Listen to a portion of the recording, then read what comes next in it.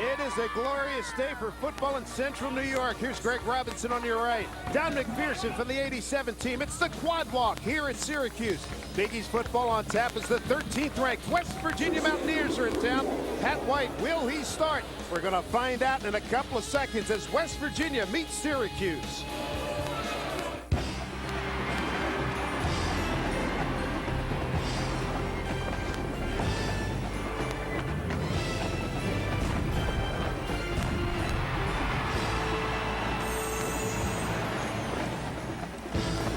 Welcome inside the Carrier Dome. This is Big East football. Today it's the West Virginia Mountaineers trying to rebound from a loss last week in South Florida, taking on the suddenly explosive Syracuse Orange. And the Orange getting ready to take the field on Legends Day here at the Carrier Dome.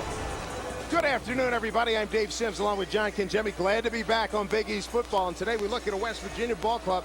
Lost to South Florida last week, but the big news coming out of that, their quarterback, Pat White, suffered a thigh bruise. John, will he go today? Well, that's the big question. It's a game-time decision, and it's great to have you back in the starting lineup, but it's a big thing for West Virginia to have Pat White back in the lineup today. I believe he'll start today because of his toughness, and Pat's electrifying. He can change the pace and tempo of a football game with one big play. But if he can't go, the offense will be led by sophomore Jared Brown. Big, strong-arm quarterback with great size at 6'4", 220 pounds. It's definitely an asset, Dave, to have Brown as your starting quarterback because the offense doesn't change. He can run it on the edge, and he can definitely throw it out of the pocket. Syracuse has a win on the road at Louisville under its belt. How did they do it? Explosive, big plays through the air. With more on that, here's Syracuse style. Thanks, Dave. Well, guys, if Syracuse wants to walk out of the Carrier Dome today with a win, they're going to need some big-time performances from their playmakers, Taj Smith and Mike Williams. The two wideouts each bring a little something different to the table for this Orange team. Smith is a quick-twitch guy with jet speed, while Williams is strong, physical, and explosive jumper. Boys coach calls his two receivers the jitterbug and sledgehammer. Regardless of the approach, I guarantee they'll be called upon to help get it done for Cuse today. Dave? All right, Sarah, thank you very much. We look forward to your reports down on the sideline. We've got a full plate for you today here at Syracuse, everybody. We'll revisit with the 87 Sugar Bowl team. They won unbeaten and took on Auburn in the Sugar Bowl. Jamel McLean's going to take us around Syracuse. Some great work there. And in Kinjemi's corner, it's Owen Schmidt, the folk hero from West Virginia. All ahead next on Big East football.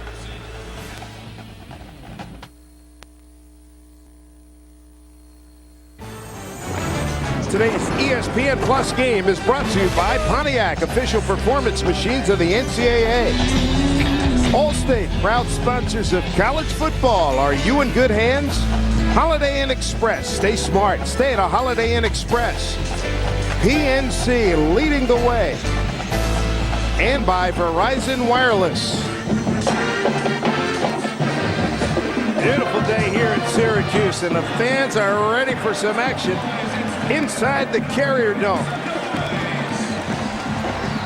Syracuse Orange will receive the opening kickoff. West Virginia won the toss and deferred. So the Orange will get the ball first. 55th meeting between these clubs, and up for grabs the Schwartzwalder Trophy as we look at a Syracuse club that is getting it done and returning kicks. Max Suter got a 93-yard TD return at Louisville to his credit so far. First kickoff return for the Orange for touchdown since 1998. That earned Max Suter Special Teams Player of the Week. Pat McAfee has it teed up. Junior from Plum, Pennsylvania. And here we go. Syracuse and West Virginia, high short kick. Running up to get it, Mike Holmes. 25, and that'll about do it right there at the 27-yard line. A return of 12 yards as Charles Pugh makes the tackle. Andrew Robinson having an outstanding season. Third in the Big East in yards per game. And Dave, this is a guy that loves to compete, and the team really rallies around what he does. He's not a guy that points fingers. He's a total package, tough, smart. He's a winner. They've done it through the air with big post patterns and fly patterns, and West Virginia very sensitive to that. 109 in pass defense last year. They've markedly improved, and they are laying in wait for the Syracuse air game today. First play action. They're looking for something and nothing there. Robinson takes it down, picks up the first down and more to the 41-yard line. First down Syracuse on a gain of 14. Keelan Dykes, the nose tackle, makes the stop. Along with Robinson, the gentlemen who will be getting their hands on the ball today, look for Curtis Brinkley. If they're going to get any kind of running game, it's going to be through him. Williams and Smith, game breakers, and Neshriot, a pretty dependable tight end. Up front, Carroll Matterson is their most experienced offensive lineman. First and 10 Orange at the 41. All kinds of movement. Robinson airing it out. He's going deep right sideline, incomplete. As he tried to get it to Taj Smith. There'll be no play on that. One thing that Robinson has established, he can throw the deep ball. Well, he has great poise in the pocket, and I think he has good timing in the pass offense. And with those two big play receivers that Sarah talked about early in the broadcast in the open with Mike Williams and Smith on the other side, those are guys you want to get the football down the field to. Offside. Number 96, defense. 5-yard penalty. Remains first down. Keelan Dykes was offsides. And speaking of Mr. Dykes, he is a first-team All-Big East performer from a year ago, a 4-year starter. He makes it easy for these linebackers. They're able to roam free. And in the secondary, yeah, they got a chip on their shoulder. 109th last year, and everybody reminds them of it. So they are looking to get, and they have improved that in that department of pass defense. Nice start for Syracuse, though. Last week against Miami of Ohio, there were 6 3-and-outs, and they had possession of the football 14 times, Dave, 8 times, 3 plays or fewer. West Virginia, with that penalty, put Syracuse first and 5 at the 46. Brinkley's first touch off tackle, picks up about 3, maybe 4 yards, brought down by Keelan Dykes, the nose tackle. Coach Greg Robinson in his 3rd year, 6-22, a 2-13 Big East record. 35 of his recruits have played so far here in the 07 campaign. Real engaging guy to talk with, and he has a saying, empty your tank today against West Virginia. And they're going to have to do that in all 3 facets of the game to get a victory. Were you surprised that West Virginia decided to give Syracuse the ball to start? Yeah, I was. I thought they may want to come out and try to put points on the board and let their defense come out with a decent field position, but Syracuse trying to put something together. Robinson saw something that didn't mesh with the play that he had called, so he burns the first time out.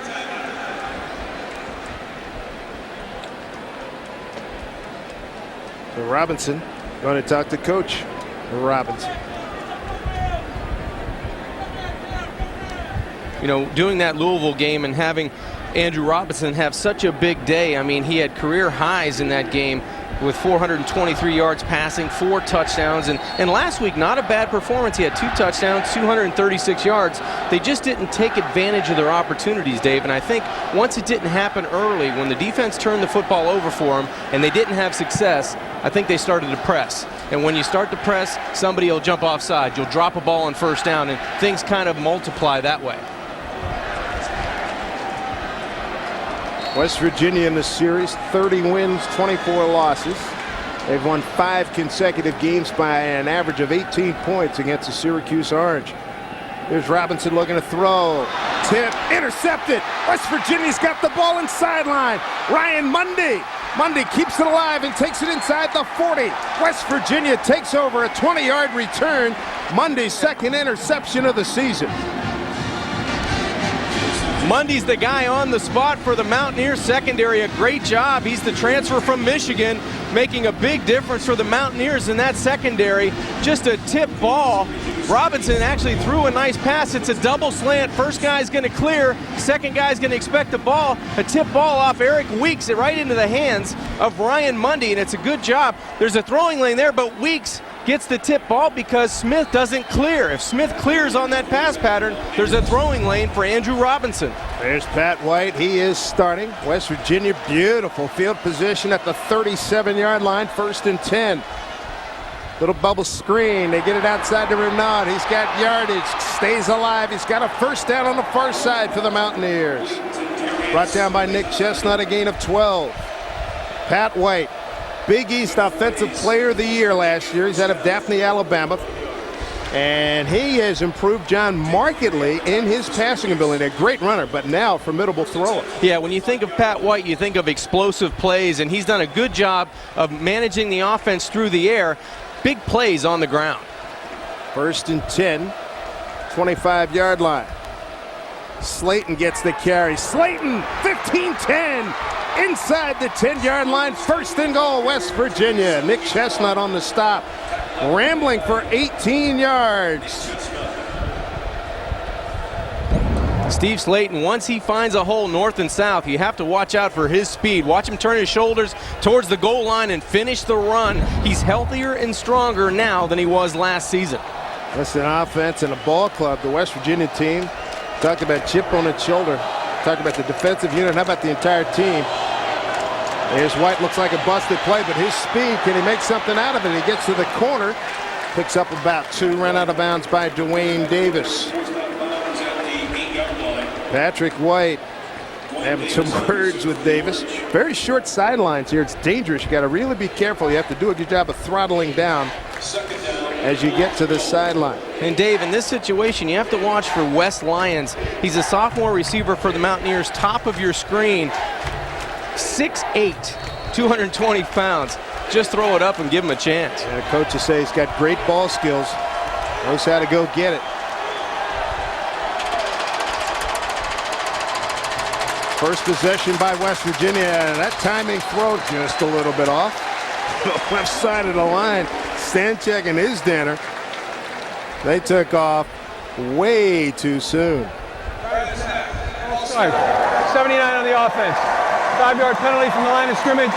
Remains 2nd down. Tom Tomczyk, the referee this afternoon here at the Carrier Dome. We take a look at the West Virginia offensive folks. Jock Sanders, look for him. Darryl Jallo's done a great job. Lyons, John talked about him. Slayton and Renaud have great speed. This is a team that can really move it. Stanchek at the left tackle is their most experienced player. This will be a 2nd down and goal from the 13-yard line.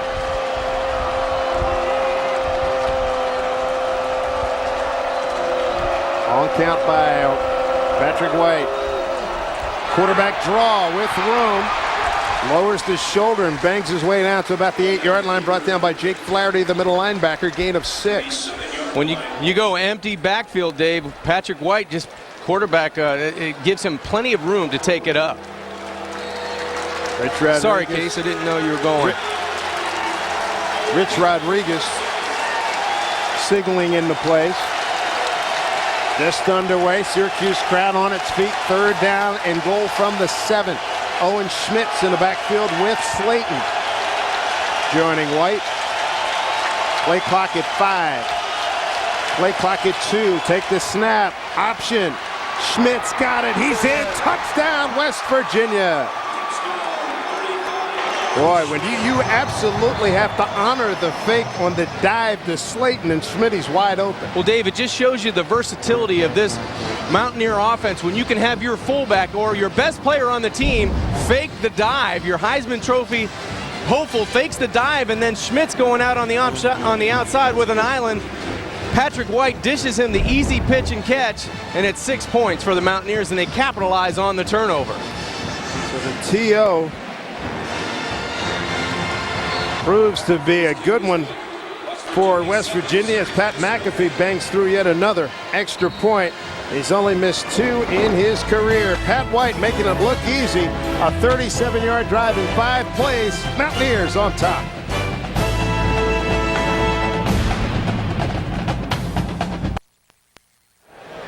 Well, there's the guy that made it happen. Ryan Mundy with his 2nd INT of the season.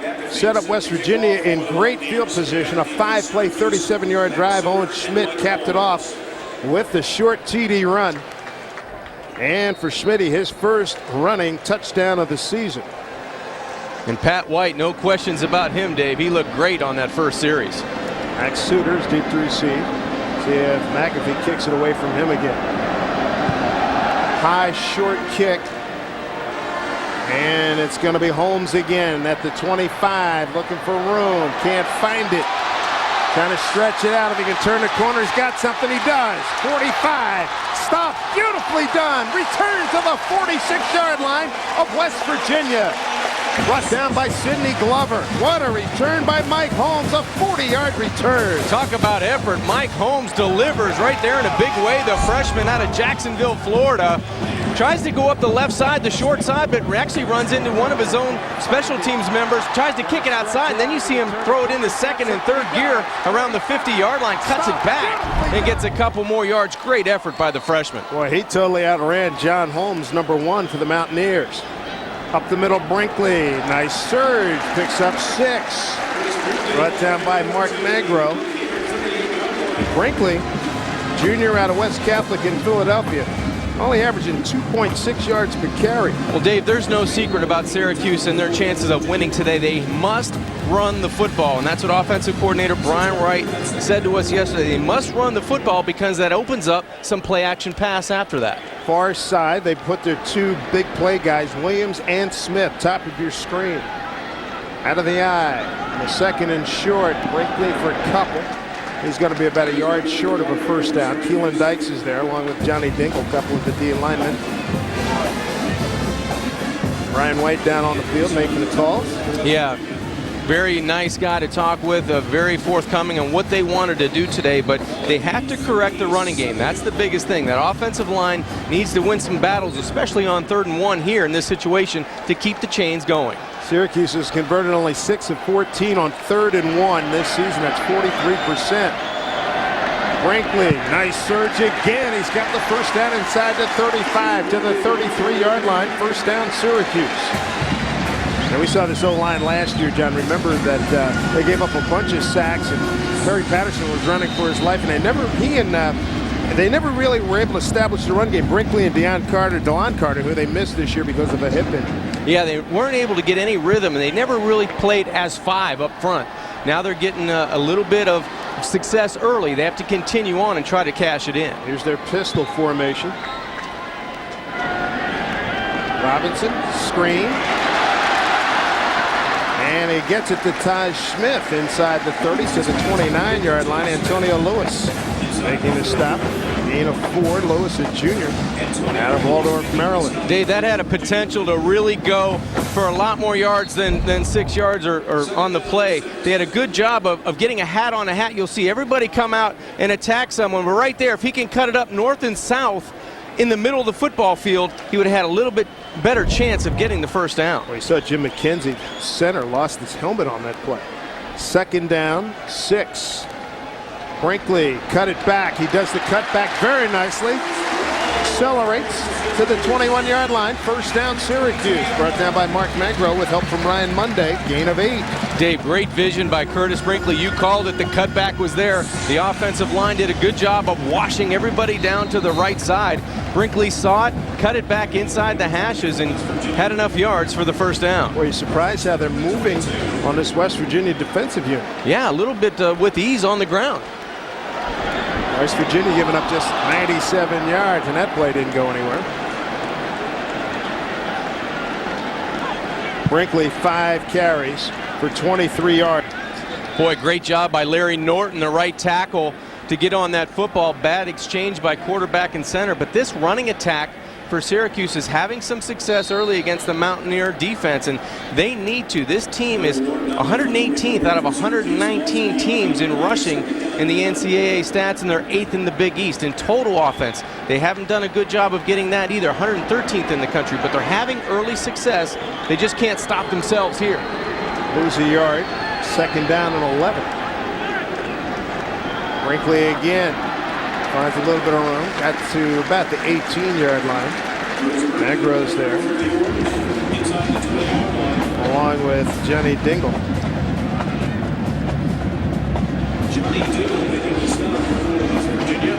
So Brinkley, number 2 in rushing on the Syracuse Ball Club last year to Carter. He ran for 1,110 yards total and all-purpose yardage. Dave, this is where you want to look for your playmakers on the outside. Williams and Smith, and you have Neshwa, the tight end, on the short side. Paul Chiara's in the game. Robinson looks left, throws left, and it's caught. That's a first down inside the 10-yard line. Mike Williams, a 10-yard gain. Robinson got it off quickly. And they're doing a nice job against this secondary of West Well, Virginia. they're doing a great job of spreading everybody out. You're going to see the quick slant just come inside and beat the defense to the point of the attack. Right there, coming underneath in the bunch set, trips left. They come right underneath to Williams. Speed will beat you every time, and that's good timing by the quarterback, Robinson. Brinkley's in the game. He'll get the carry. Big yardage to the 1-yard line. Curtis Brinkley just outside the goal line for the Syracuse Orange. In the red zone on the season, the Orange 7 possessions, 4 touchdowns, and 1 field goal, a turnover and a miss. Nice job by the offensive line, Dave. A hat on a hat. You see Brinkley hits the crease. He just can't get past Quentin Andrews. He hit him about the 3, carried him to the 1, but the Orange are knocking on the door. Great block by number 69, Larry Norton, the right tackle. Now movement. Keelan Dykes has already been called for an offsides. Prior to the snap, offside. Number 96 on the defense. Half the distance to the goal, remaining second down. So the leader on this defensive unit, Keelan Dykes out of Youngstown, Ohio, went to Cheney High School. The Rich Rodriguez's ball club, a couple penalties on him here in the early going. If you're Rich Rodriguez, you have to question how Syracuse couldn't move the football effectively last week against Miami of Ohio, but with ease today against his Mountaineers. Here's Robinson, Neshrod in motion. Robinson gives to Brinkley, Dykes, he's in, touchdown Syracuse. So the Orange on the board. It's a 7-6 ball game. Boy, that was a very quick and effective response to the West Virginia touchdown. The Orange comes back and answers, and Curtis Brinkley goes over the top from the 1. Great job of getting elevation. Good contact at the point of attack. Good block by Fedemia, the fullback, and then it's just air time, hang time for Curtis Brinkley. With Brinkley, his first rushing touchdown. Patrick Shadle for the point after. The hold, John Baker. And the snappers, Ian Hammond. 10 plays, 45 yards, and 5:21 for the Syracuse Orange. Snap placement. And the kick is good. How about this? Syracuse, almost a 4-touchdown underdog to the Mountaineers of West Virginia. We have a 7-7 ball game as Curtis Brinkley gets on the board, going airborne here at the Carrier Dome.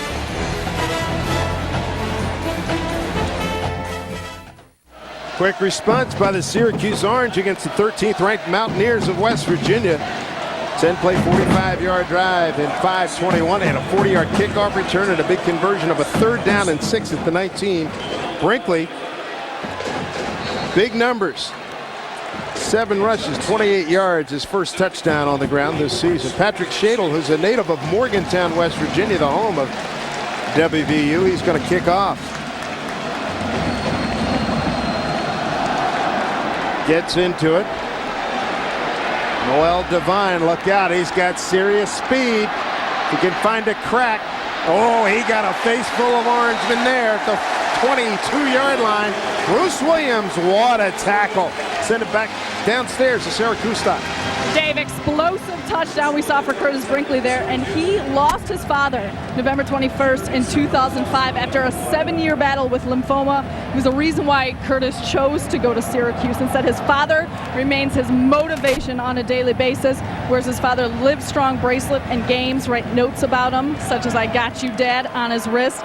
Dave, Brinkley's playing for something bigger than just the game. Here, here. Thank you, Sarah. Here's West Virginia now in a 7-7 ball game. White, it opens up, and he gets through it. Maintains his balance. And taken out by Dwayne Davis. An explosive play by the quarterback, Patrick White, a gain of 15. First down, West Virginia. Amazing how Pat White can make a bad play into a good play. He wants to throw the screen to his left after the play fake, and now it turns into an option, and he's got great feet, and he looks 100% today with even that thigh bruise from last week. Gonna tie his shoe right now. Play clock, he's in good shape. He's got 17 seconds. Schmidt to his right.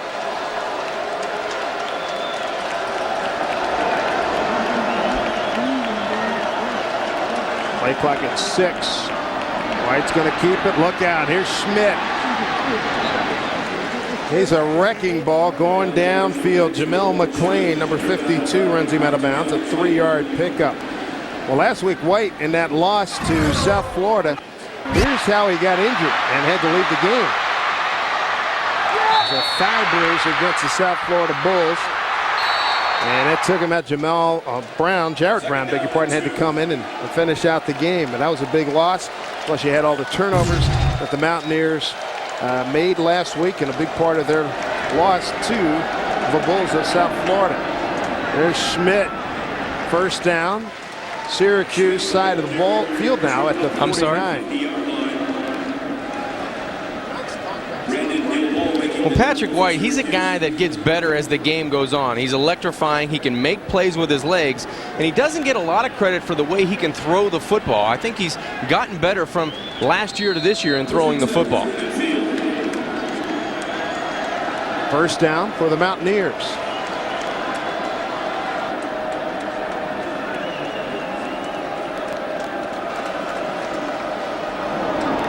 Get it out to Slayton in space. Got a pretty good block by Jallo. And a good pickup, run out of bounds by Dwayne Davis. Pickup of 8. Dangerous, dangerous ball club. Time now for a look at our game-changing performer. Brought to you by Pontiac. And why not focus in on Steve Slayton. First team All-Big East performer last year. First returning consensus All-American running back ever at West Virginia. Gonna run left. Breaks the tackle. Look out. He's strong too. Got the first down and more. Picks up 8. Tough inside and outside running by Slayton. 5'9", a 190 junior. Out of the Philadelphia suburbs of Levittown, Pennsylvania. And Dave, that's a run that should lose 2 yards. But with the strength and the size and the speed of Steve Slayton, he breaks the initial tackle behind the line of scrimmage and then is able to pick up 8 yards. Terrific run. Owen Schmidt got a great block on Joe Fields, the free safety. First and 10 at the 32-yard line. High snap, give it to Slayton. Found a hole again inside the 30 to about the 28-yard line. Picks up about 4. Brought down by Nick Santiago, number 95. Glad you could join us, everybody, for Big East football. Coming to you today from the Syracuse, for the Carrier Dome in Syracuse, New York, along with Sarah Kustak and John Kajemi. I'm Dave Sims. Glad you could join us. 7-7 ball game. Owen Schmidt, a 7-yard run for the Mountaineers. Curtis Brinkley, a 1-yard run for the Orange. Dave, it might be time to air it out outside to Lyons or Reynard. Here's White on the option, going to break it back. Got some field to play with. Nice in and out move, and he'll take it out of bounds. He picked up the first down. Joe Fields is there, the senior from Houston, to run him out of bounds, but Pat White wreaking havoc. There's a gain of 8 yards. It's good for a West Virginia first down. So here's how the scoring developed so far. An interception. It goes off the hands of Todd Smith. Monday returns, and it sets up West Virginia. They go 37 yards in 5 plays. There's Schmidt, and then Brinkley answered. And that's where we are right now at 7-7. 4:28 and counting here in the first quarter. West Virginia knocking on the door. There's the passing game. Get it outside to Renaud. Good stiff arm on Nick Chestnut. Picks up some positive yardage far side. Picked up about 4. Dave, he's got such great skills, does Darius Reynard, at the wide receiver position. It's like a running back out there. And he gets a lot of those yards after catch, those rack yards everybody likes to talk about. This guy has a ton of them this year. Got 5 touchdowns on the season. He's a 5'10", 200-pound senior from Lulling, Pennsylvania. Picked up 4, second down and 6 at the 17.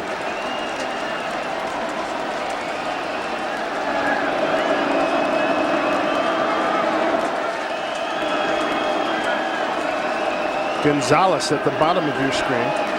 Will Johnson far side. And pretty good effort that time. Middle linebacker Jake Flaherty in there to make the stop, loss of a yard. Jake leads the team with 19 assists. This is just his 6th career start. Jake's a junior out of Wakefield, Rhode Island. Third down coming up as we're under 4 minutes to go here in the first quarter. Crowd into it. Carrier Dome holds about 50,000 fans. Get it out to Slayton, screen. Uh-oh, trouble, 10-5. He's got a 1st and goal for the Mountaineers at the 3-yard line. They put it in the hands of the playmaker, and he gets it done. Bruce Williams stops him after a gain of 16. Great design, screenplay to the wide side. Steve Slayton does a great job of getting outside and then following his blocking. Eric Rodemer gets out, and right there, that chop block behind the line of scrimmage is able to get him that crease that he needs. He'll get up, pivot to the outside on the hash, then watch the block in front of him that takes him inside the 5. Give it to Slayton, caught in the backfield. Fine defensive play. Arthur Jones, the sophomore from Endicott, New York, team leader. 8 and now 9.5 tackles for a loss. They lose a yard on that play. Well, Dave, if this Syracuse defense is going to stay in the game and win the football game, this defensive line has to penetrate and win the battle at the line of scrimmage. Defensive coordinator Steve Russ says this is the strength of our team, that defensive line. West Virginia, they keep some serious pressure on you. 12th play of this drive. Coming up on 3 minutes to go in the first. White will keep it, spins down to the 1.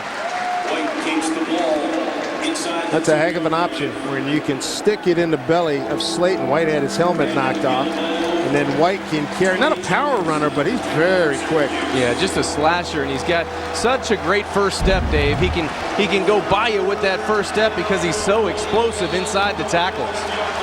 Middle linebacker Jake Flaherty got an ankle after being blocked by Slayton. They put the hammer in. Here's Schmitty. He's the deep back on this 3rd and 1 at the 1. 2 tight ends. Fake it to Schmidt. Keeper gonna walk in. Touchdown Mountaineers. Pat White with the score, and they made it look easy.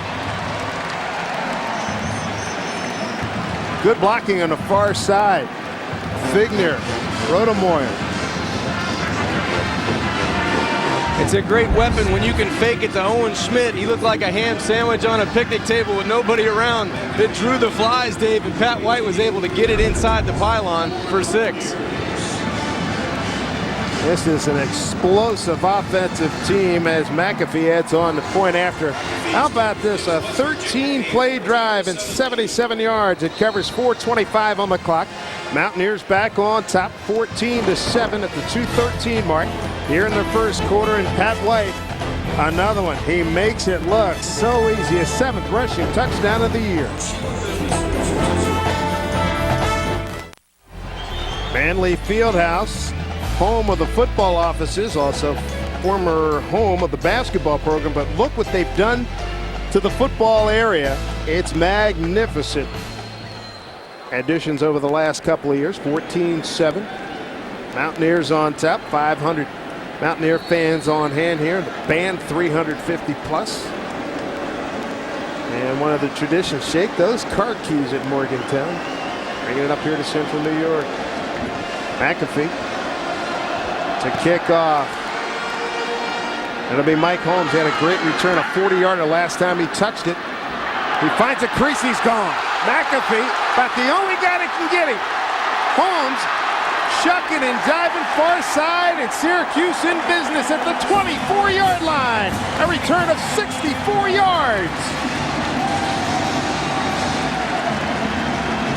This Syracuse kickoff return team, John, it's the best we've seen in the Big East in a long time. We had a 40-yarder the last time.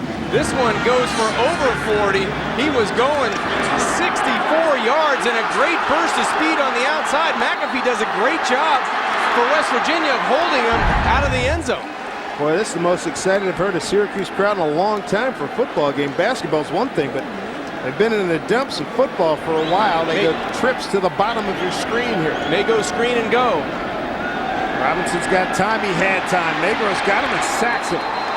For Mark, senior out of Morgantown, University High School, his 5th sack of the season. They lose 8 on the play. That's a big one. Syracuse trying to go for it all on first down. The offensive line busts somebody up front, but Magro comes in from the left side. You'll see him right there, beats the block at the line of scrimmage and gets to Andrew Robinson. So that sets Syracuse back a bit. 2nd and 17 at the 32-yard line. Put it on the ground. Brinkley for Couple. Fights his way, picks up maybe 4 on the play. Reed Williams, one of the linebackers, the top tackler on the ball club, makes the stop for the Mountaineers. He's out of Moorfield, West Virginia, junior, 6'2", 225. Eric Wicks there as well. How about Wicks, first team All Big East, unanimous last year. Yeah, and he's starting to play a lot more consistent now the last couple of weeks and at the start of the season. 17 total tackles and 2 big interceptions on the year. Paul Scherrer's in the game in the backfield. Moss and Williams, bottom of your screen. Smith at the top. Setting up a screen for Scherrer. Scherrer's got it and cut from behind quickly. As soon as he got his hands on the ball, they took him down. Gain of just 4 on the play. Anthony Leonard is there to make the stop. And Dave, credit West Virginia's front 7 for disrupting the timing of that screenplay. I think the Orange had enough offensive linemen out in front for Sierra to make a big play and even come close to a first down, but that West Virginia defense looked and smelled out that screen and did a good job of holding that offensive line up. Shadle's going to hold John Barker for the attempt from 40 yards. Yeah, they had a game one. That's what I thought. Here comes Barker around the edge, and he got blasted. That's what I thought. I saw Shadle as the holder. I knew something was up. Reed Williams makes the stop. They gave it a try. A little trickeration. The best was LSU, though. Oh, that was terrific. The holder took the snap, threw it over his head to the kicker, who got an angle and scored. Well, you called it, Dave. You saw Shadle in. Just gave it away a little bit too soon, and Ryan Mundy getting on the edge, gets help on the inside as well. Good job by the special teams unit for West Virginia. So the holder and kicker reverse roles as Greg Robinson trying to pull a little rabbit out of the old hat there. That's the end of the first quarter here at Syracuse. Big East football. Good start. West Virginia 13th ranked. Owen Schmidt and the boys lead at 14-7 over the Orange.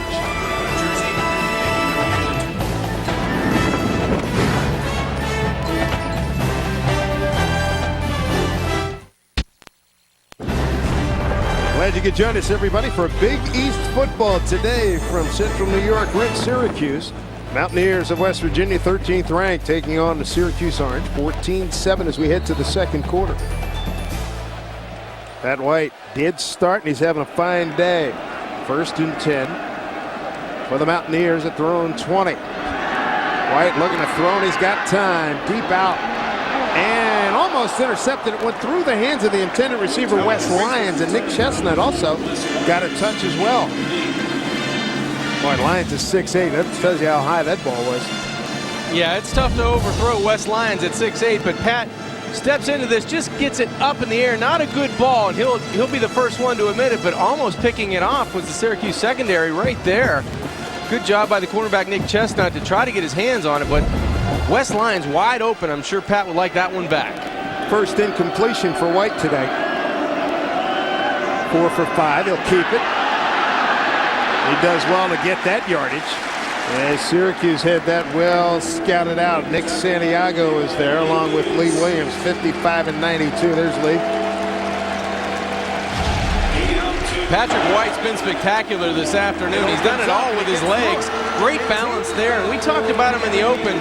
The pace and the tempo of Pat White at quarterback can change the complexion of the game with one play. You cannot coach or teach speed. Pat White's got that, and he's leading the Mountaineers right now. 40 yards of passing and 33 yards of rushing. 3 for 3 on 3rd down so far. They look at a 3rd down and 8. Quarterback draw after the fake, running up the field is going to be about 2 yards short, maybe 3. Tackled by Brendan Gilbo, sophomore out of Washington, D.C.'s Dunbar High School, number 91. So now our first punt of the afternoon. McAfee, who does all the kicking for West Virginia, at a Plum, PA. Almost 37 yards thus far. The big number 4 inside the 4. That running kick, oh, he got a good one. He got a great one, as a fact. And that's going to be inside the 10. As number Jallo, 21, had it hit him, and he let it go. He could have bought another couple of yards. 63 yards on the punt, hang time of 4.4. That is impressive. Let's take a look now at our ESPNU All-State Standings Review. The LSU Bengal Tigers, big one tonight against Florida. Southern Cal, big Pac-10 represented. South Florida, the Big East, number 6. How about Kentucky, the year they're having? Yeah, they lose on the road to South Carolina on Thursday night. The ball coach got his team going pretty well. Sure enough. Good defensive field position for West Virginia. Here's Robinson, straight up the gut. And that's a nice gain to about the 15-yard line by Doug Hogue. Hogue's out of Yonkers, New York, Roosevelt High School, just his 4th carry of the year. I've been impressed, Dave, so far with this offensive line for Syracuse today. They've been playing pretty well. They're winning the battles at the line of scrimmage. They're giving Brinkley and Hogue on that last play some creases to run the football through. Gain of 7.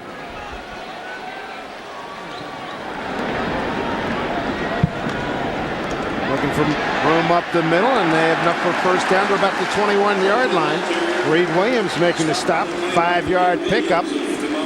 So Hogue showing a little explosiveness. He's a little bit bigger. He's their biggest running back at 6'2", 215. And Dave, he needed to be on that play. There was no running room, and Doug Hogue did it all by himself, as you said, 6'2", 215. Only a freshman, but gets it done there on the second carry. Remember, we were talking to Jeff Castile about Syracuse taking 4, 5, maybe 6 deep shots. This could be coming one right here. 1st and 10. Screen not there. It is on the far side. Fumble intercepted. Keelan Dykes has got it. Dykes at the 10, at the 5. He's in. Touchdown, West Virginia. Keelan Dykes, the nose tackle. The big fella got his paws on it, and nobody was going to stop him. 2 tip balls already today. 1 intercepted by Ryan Mundy that sets up a scoring opportunity. And now Keelan Dykes, the recipient of this tip ball. Great read by the linebackers from the Mountaineers. A big hit on Smith on the inside receiver screen. And then Keelan Dykes goes the distance for 6. John DeSiggs hucked it, knew what he was doing. North-south, shoulder squared, but it looked like he did a little NFL celebration as he got in. He was in danger, maybe fumbling.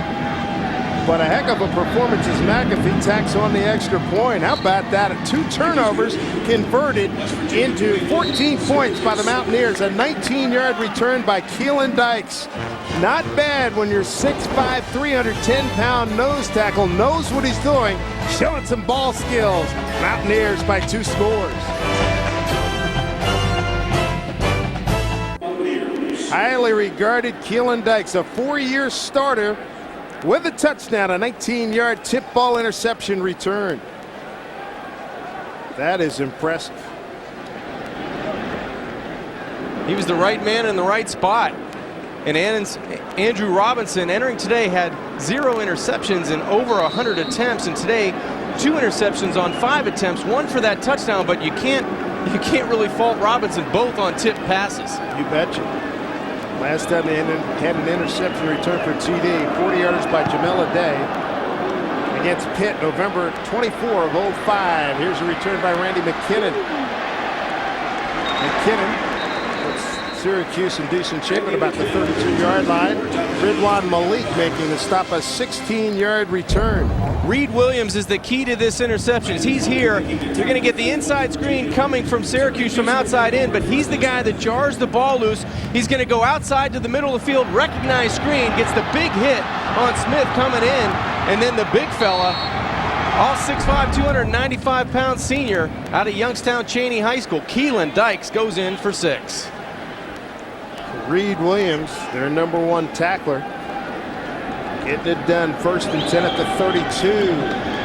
Waggle to the far side. Robinson downfield, got a man down there, incomplete. Try to get it to Taj Smith, number 4. Dave, great coverage down the field by Antonio Lewis. Taj Smith was one of those guys that we talked about in the open. Williams and Smith wanted to be big play receivers, trying to get the football into their hands, but also a penalty may be going against Syracuse as well. Antonio Lewis there on the coverage. Flag on the play. Eligible receiver downfield. Number 60 on the offense. Penalties declined. Second down. The center, Jim McKenzie, got downfield a little bit too far. Jimmy's a redshirt freshman. Philadelphia suburb of Springfield, Pennsylvania, went to St. Joseph's Prep. First team AP All-State coming out of the Prep. Doug Hogue in the game now for the Orange as the deep back. Hogue will get the carry, looking to bounce it. Picks up a few, crosses the 35 to about the 36. Let's go down to Syracuse with more on Robinson. Thanks, Dave. Well, offensive coordinator Brian White was talking to us about Andrew Robinson, and he said he's been unbelievable in handling things. He's like a Timex. He gets whacked, makes a mistake, and he just gets up and keeps on ticking. After the first season opener, he said that I know one thing about Andrew Robinson. He competed the whole night, and he showed everyone he's a resilient, tough guy. So I think Andrew Robinson is going to be okay throughout the rest of the day today. All right, Sarah, thank you very much. 3rd down and 6 out of the pistol formation. Quick pop, knocked down by Johnny Dingle, the 6'3" senior from Miami, Florida. And there's a heavy Florida influence on this ball club. It has been for a lot of years for West Virginia. Dave, you're almost right. Nobody's rushing the passer when you see Dingle come off. Nobody's rushing the passer when they go to that trips receiver side to the wide side. You almost want to run the football with that one back maybe the next time out. And this is the first attempt at a punt on special teams for Syracuse. Rob Long to punt, his first punt today. Takes his time, and Penny got a piece of it. They got a piece of it indeed. He gets a terrific roll inside the 25 to the 21-yard line, but Long took a long time with that. Charles Pugh got a piece of it. He still got 41 yards out of the punt. Only 2.9 on the hang time, so 41 yards. He had, 31 of it on the roll. Not bad, though. So the West Virginia Mountaineers have a 21-7 lead. Here's Long, taking a little bit too much time and almost paid for it. Mountaineer ball when we return. Beautiful day here at Syracuse, and we're on campus at the Carrier Dome on a fine, fine day along with Sarah Kustak and John Congemi. I'm Dave Sims. So glad you could join us.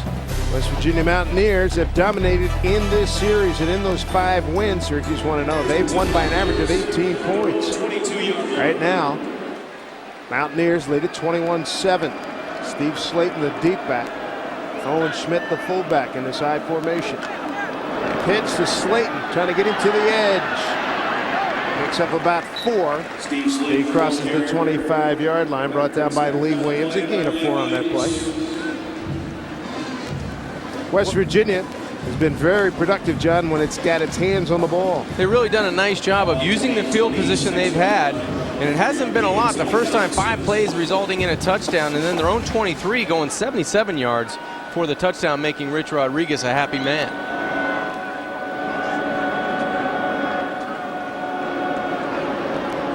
Here's a reverse, and they come back the other way with Slayton. Flags coming, and Slayton with a burst to the 46. Tom Tomczyk, the referee in the backfield, he saw the play in front of him, a block in the back, a 21-yard gain. That baby's coming back. There was an unnecessary block. Slayton had already cleared when his teammate wiped the guy out, hit him in his back. Yeah, it was Brandon Hogan, the freshman wide receiver, and you can see Rich Rodriguez talking about it. I think the first block was okay. It was the second time. Legal block in the back. Number 22 on the offense. 10-yard penalty. Repeat, second down. Dave, it was the second block that they're going to get. He'd already hit him once, and this is the second block, clearly in the back. And I think with the speed of Slayton, the youthful receiver didn't anticipate him just beating him to the outside. Could have laid off, but ended up getting into the back. He will, and probably will get some an earful for a while on that on the call. Rich Rodriguez has that 21-yard gain taken off the books. By the way, that Keelan Dyke score by the nose tackle was the first time under Rich Rodriguez that a D lineman has returned an interception for touchdown at West Virginia. Tom Tomczyk and his crew checking things out. Linesman is Kevin McGrath, the umpire Rick Feeney, line judge Ralph Newell, side judge Bruce Williams, field judge Bruce Vasconcells, and the back judge is Paul Vargo, a veteran Big East crew. Second down and 16 at the 16. Spread formation.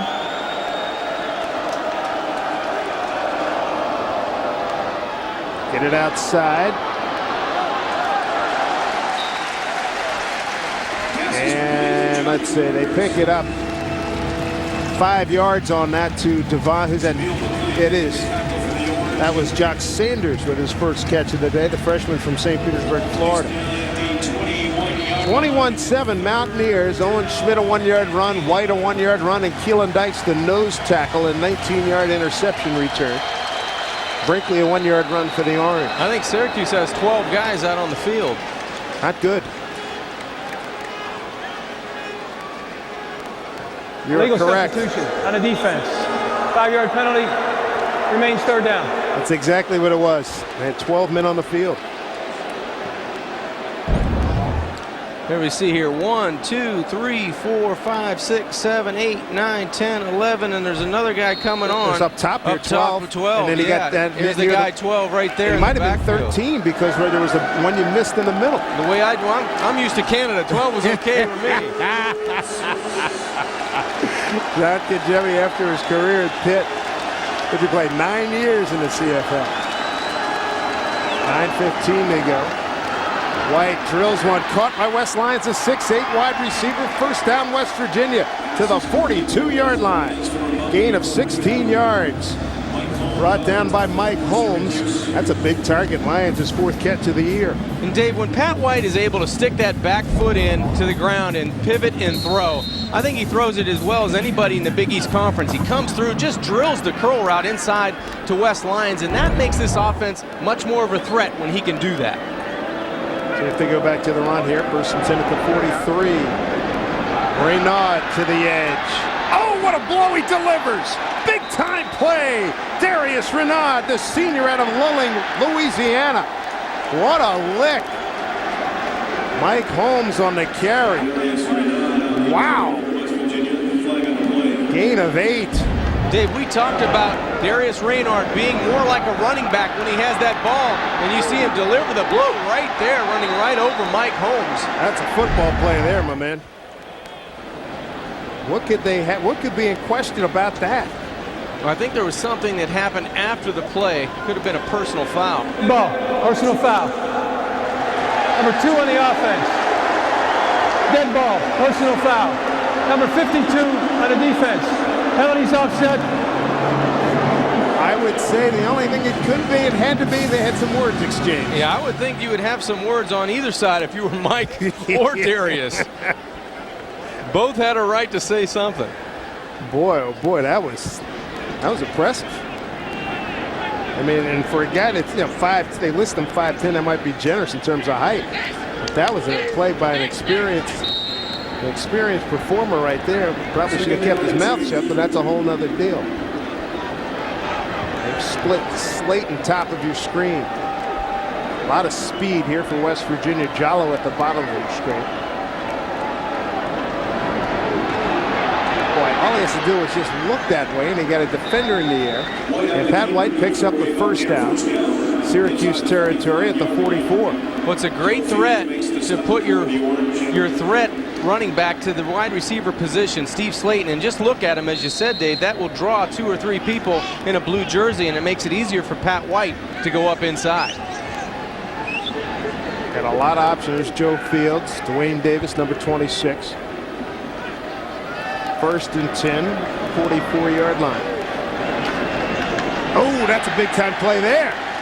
Jamel McLean, the second-team All-Big East performer from a year ago, and captain on the defensive unit, making the plays out of George Washington High School in Philadelphia. Loss of 2. Dave, you know it's a big pop when you can hear it up here when we're broadcasting, and that was a big-time hit by Jamel McLean. He does a great job of coming off the edge right here and delivering the pop in the backfield on Steve Slayton. This is a guy that started as a linebacker. They like to move him around to the defensive end spot. They like to move him back to linebacker. He's got great speed, size, and he can rush the passer on the edge as well. 2 Philly area guys there. Slayton from northeast Philadelphia. And on the far side, Jock Sanders. Sanders spun down at about the 37-yard line. Pick up 8. Well, one of the things, John, that we were talking about watching tape on both of these clubs is West Virginia has superior speed, but I'm impressed by Syracuse. They haven't been run out of the building here. I mean, the difference is the Dykes interception return, but I thought they've done a pretty good job to this point. They have.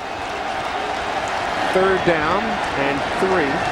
38-yard line, West Virginia 4-5 on 3rd down. They need a big play here defensively.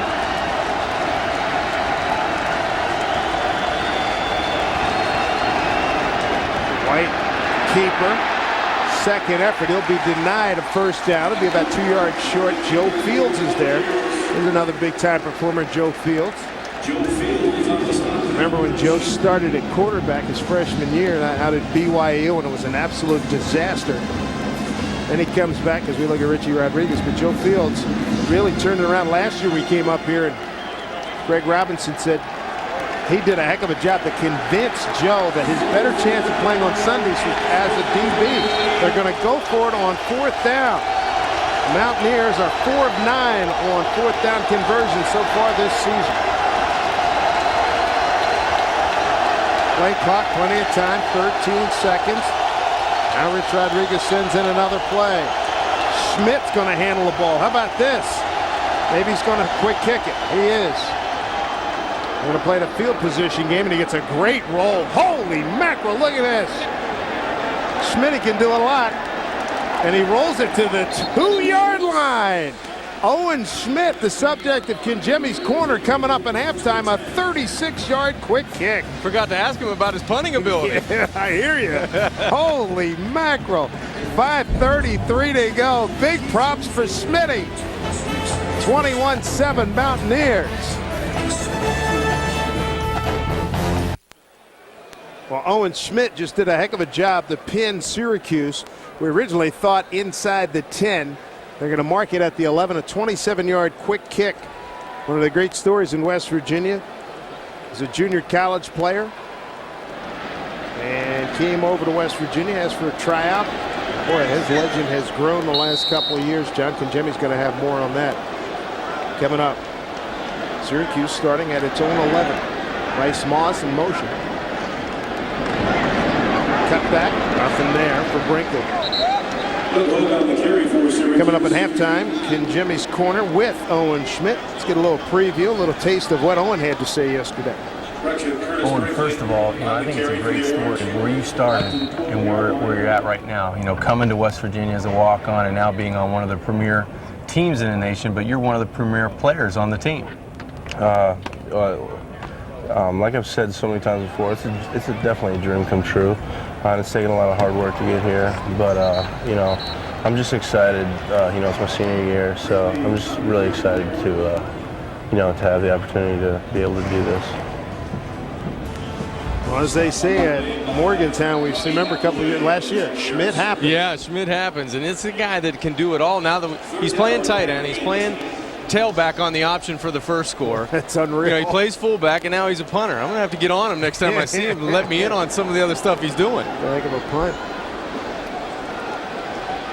3rd down and 8 at the 13. Robinson flush. He's in trouble. Loose ball. Loose ball. It's like West Virginia did not get it. They had an opportunity. Syracuse recovers. Johnny Dingle forced the fumble. And Corey Shavers, the left tackle, number 64, luckily for Syracuse, was there to make the recovery. Keelan Dykes, boy, he really crushed the pile, and it must have been some good coverage, too. Well, you called it, Dave. Johnny Dingle was the guy on the outside, really coming with that speed rush up on the right side and jars the ball loose from Robinson. Second punt of the day by Rob Long. Well, he took his time to get rid of it. He doesn't have that luxury right now, standing 8 yards deep in the end zone. Low snap. Low kick. Chance for a return. And that's some good play. Paul Schauer makes the stop. 48 yards, a 5-yard return. And let's get more on Owen Schmidt. Here's Syracuse stop. Dave, after Owen's very first game, he went up to all the coaches, hugged them, saying thanks for the chance.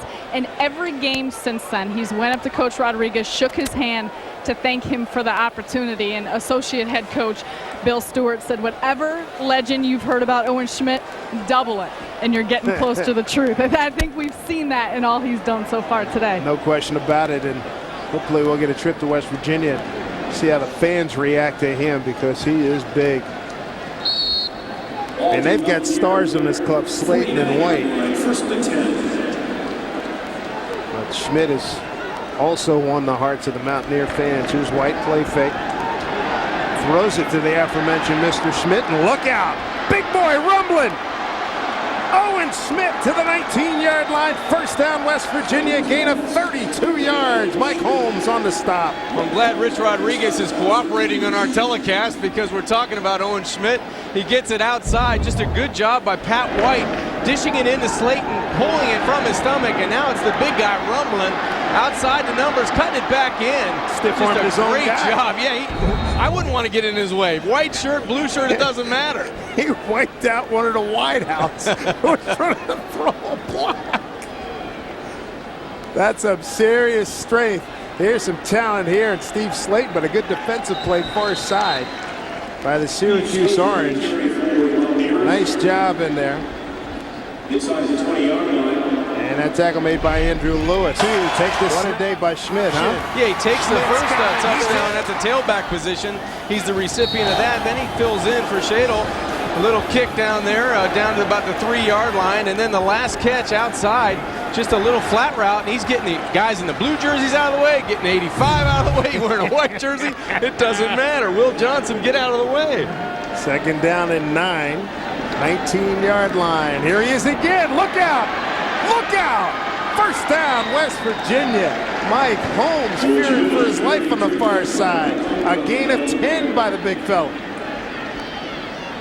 Owen has 4 rushes for 31 yards and a touchdown.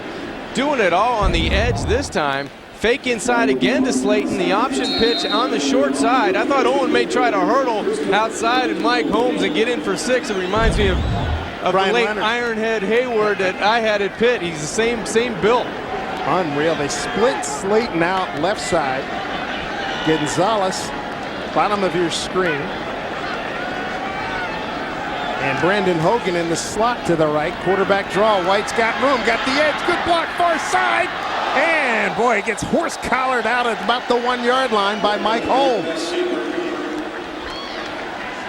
Boy, when you run that erect, you stand the chance to get lassoed just like that. Quarterback draw all the way. Good block by the offensive tackle on the left side. And Stanchik and Schmidt. Watch Schmidt get outside. Just kick out. Jameel McLean in the tackle. As you said, Dave, around the neck at the 1-yard line. Dangerously tackled by Mike Holmes. Nice job by Steve Slayton not to throw a block, too. Who gets the call here? Give it to Schmitty. Touchdown, West Virginia. Owen Schmidt with his second touchdown of the day and of the season. And the Mountaineers have opened it up to 27-7 late second quarter.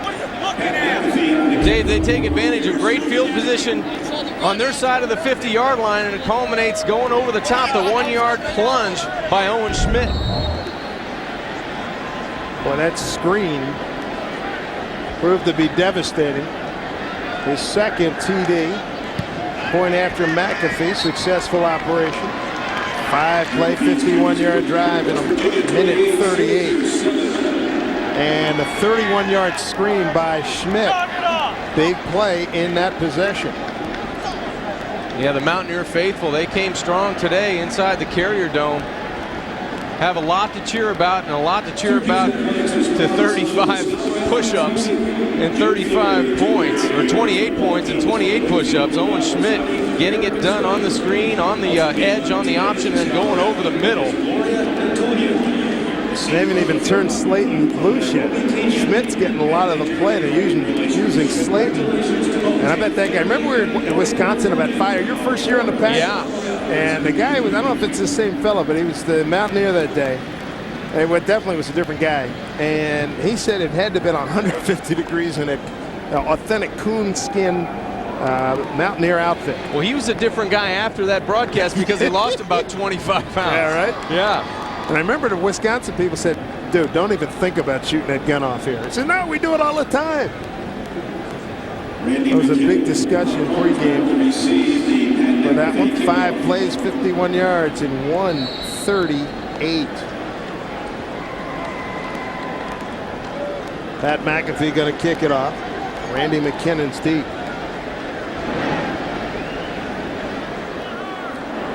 There we go. Well, he drills this. It's going to be a touchback. It'll get out of bounds. A very good kick. Nice hook shot by McAfee. Touchback, Syracuse will take over at its own 20-yard line.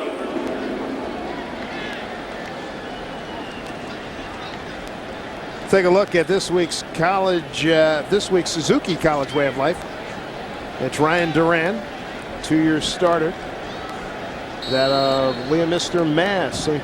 Bernard's Prep, 2-time Big East All-Academic team. His 19th consecutive start today.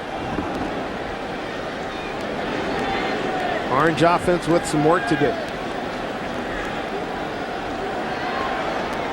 And Neschwat, and that'll be an penalty indeed, unsportsmanlike penalty. Morty Ivy, not a smart play, and that's an understatement. Play was clearly over. The guy was defenseless, and there was no need. Jeff Castile. Dead ball, personal foul. 44 on the defense. 15-yard penalty, first down. Jeff Castile will be all over Morty Ivy, who's a junior from Monroeville, Pennsylvania. Yeah, not a smart play, especially when Charles Pugh, one of the secondary members, was pressuring the pocket and around the legs of Andrew Robinson. You see Jeff Castile, the defensive coordinator and linebacker coach. You know, they forced 4 turnovers and only allowed 280 total yards last week against South Florida, but it was one of those games where they gave it up more than they got it. Here. 1st and 10, they rush 4. Knocked down again. Johnny Dingle knocks it down. Johnny standing 6'3", got some ups for 270 pounds. Good timing, good awareness. Somebody on that offensive front has to get the hands down of Johnny Dingle, whether they attack him, whether it's Larry Norton or Ryan Duran. Someone on that right side needs to get into the body of Johnny Dingle and get those hands down so you can complete those 3-step drops. 28-7 Mountaineers. Robinson 3 of 9, 19 yards, 2 picks. He's under duress. Still under duress, and down he goes. Sacked by Charles Pugh, the junior from Orlando, Florida, with help from Johnny Dingle. 3rd team sack today by the Mountaineers. And they've got it in high gear here at the Carrier Dome. It starts with defense, Dave, and you were talking about all the guys running around, and you can see the difference, especially in the pass offense. There's Robinson. Deep out and drop. Neschwat had it. He at 1st down yardage. Senior from Poughkeepsie, New York. Renshot Allen, number 20, on the coverage for West Virginia. Boy, and Dave, that looked like a good throw, too, by the young quarterback. Looked like he stuck it into a small window, and Jawad's got to come up with that catch on 3rd and long. Vaughn Rivers back to get this punt from Rob Long.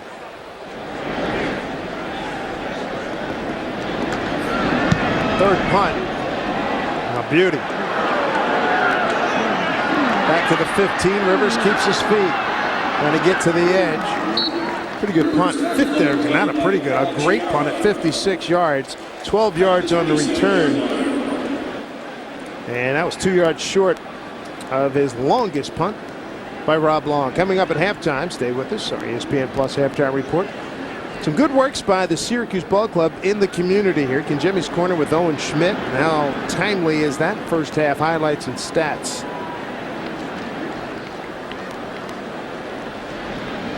What's West Virginia do with the ball here? Still got some time to work with, 51 seconds, and they can go They quickly. can do just about anything they want, yeah. Speed to burn on this ball club. Get it out to Reynard. Oh, nice move. Nice move on the pirouette by Darius Reynard, who was second team All Big East performer last year. Max Suter brings him down. Picks up 8 on the play. Well, Dave, the more you watch him, the more you like him with the ball after catch. You know, he can really punish it defensively, and he finishes it like a running back. Boy, he undressed Nick Chestnut. Yeah. Coming up next week here in our Big East telecast. Be sure to join us at noon Eastern. 21st ranked Scarlet Knights travel right here to Syracuse to take on the Orange. Check your local listings for the game in your area. Rutgers has a big one tonight against Cincinnati. And last year, John, we both correctly predicted that game, that Cincinnati, mentally, physically tough, rugged on defense. They still have that, but a different dimension this year on offense. Yeah, I think they want to win the football game on offense this year. They're not afraid to lose it offensively, and I think that's the biggest difference in their football club. They still have the tenacity defensively, but they can score points. Brian Kelly, more of an offensive coach than Mark D'Antonio, his specialty in defense. Mark now at Michigan State. White in space, picks up the first down. Clock will stop. He gets to the 44-yard line, a gain of 9. West Virginia running a hurry-up offense, and they're good at it. First down and 10, Mountaineer. Schmidt with 2 touchdown runs of 1 yard. Keelan Dykes a 19-yard interception run. White with a 1-yard run on a sweep. Here's Slate. Good ball protection. Gets it into Syracuse territory at the 49. It's a gain of 7. So Richie Rodriguez's club ripping off big chunks of yardage here. Jake Flaherty on the stop for the Cuse.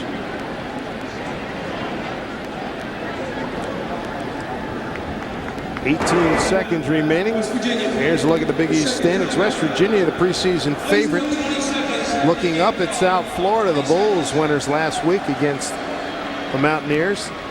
Cincinnati against Rutgers. They'll open up conference play tonight. And how disappointing is Louisville, giving up 583 yards last night in a loss to Utah? Yeah, David, it's almost embarrassing the way they play defense. They can't stop anybody, and as good as their offense is, doesn't matter how many points they score. It's amazing. Look at the standings brought to you by Advanced Auto Parts. And right now we take a look at the upcoming schedule. Mississippi State, Sylvester Crewman Company coming to Morgantown. Rutgers, that'll be a big game. And then Louisville, some of the contests coming up.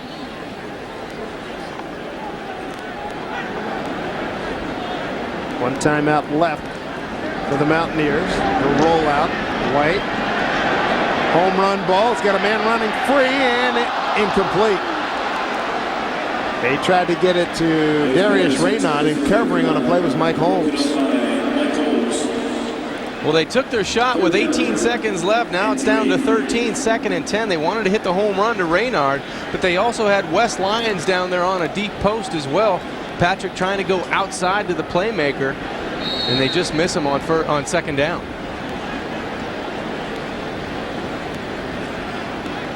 They got the speed team out there. And I'm telling you, they got major league speed. Jock Sanders just came on. They got 5 receivers. Syracuse rushes 4. White, bubble screen, Slayton with room.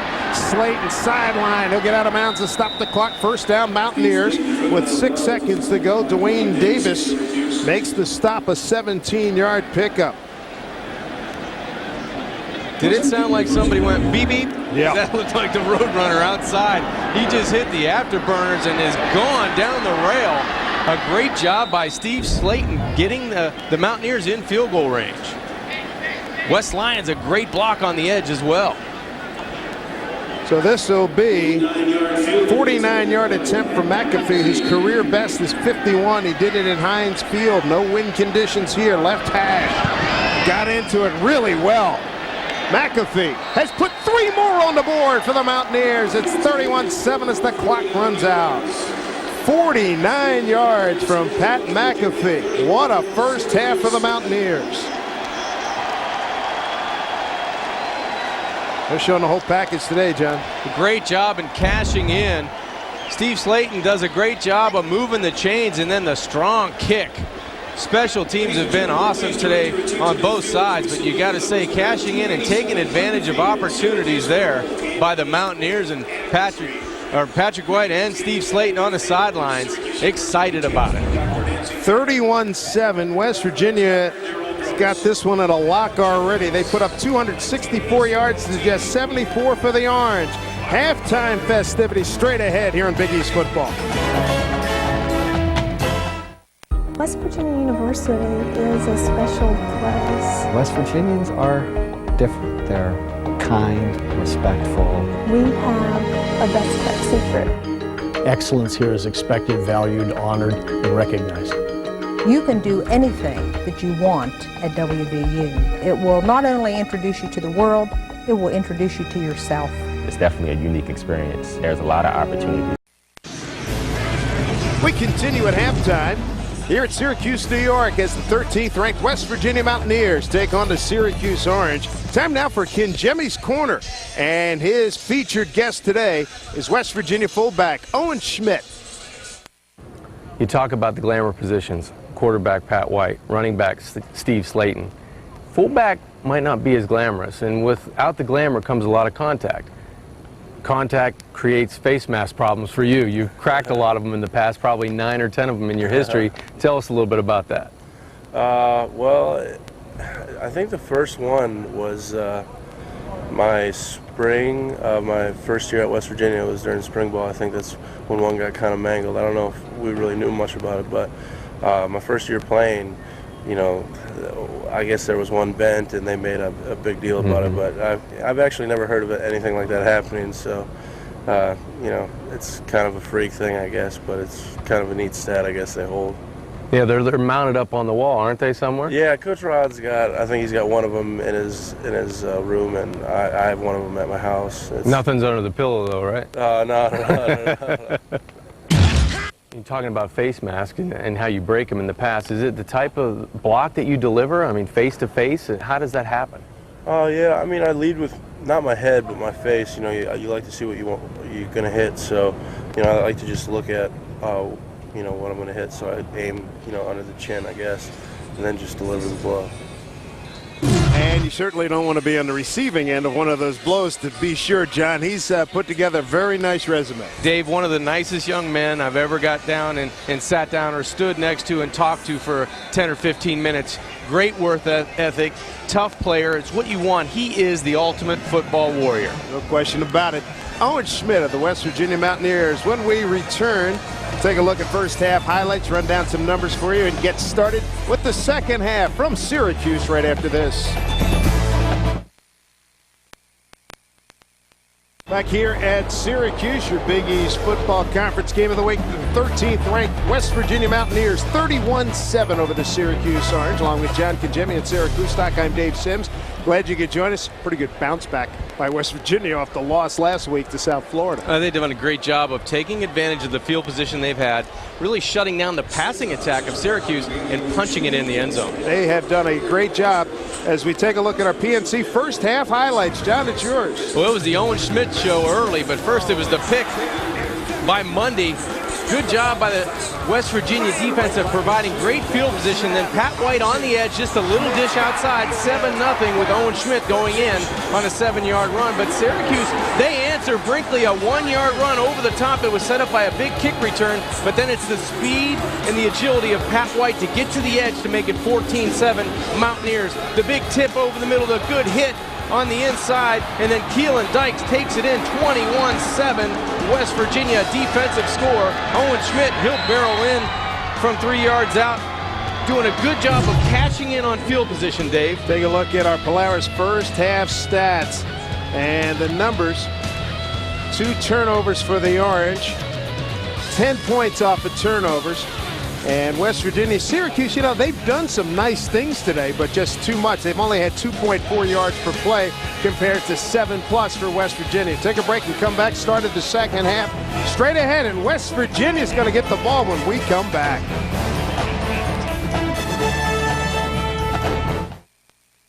Individual accolades are the fruit of team success.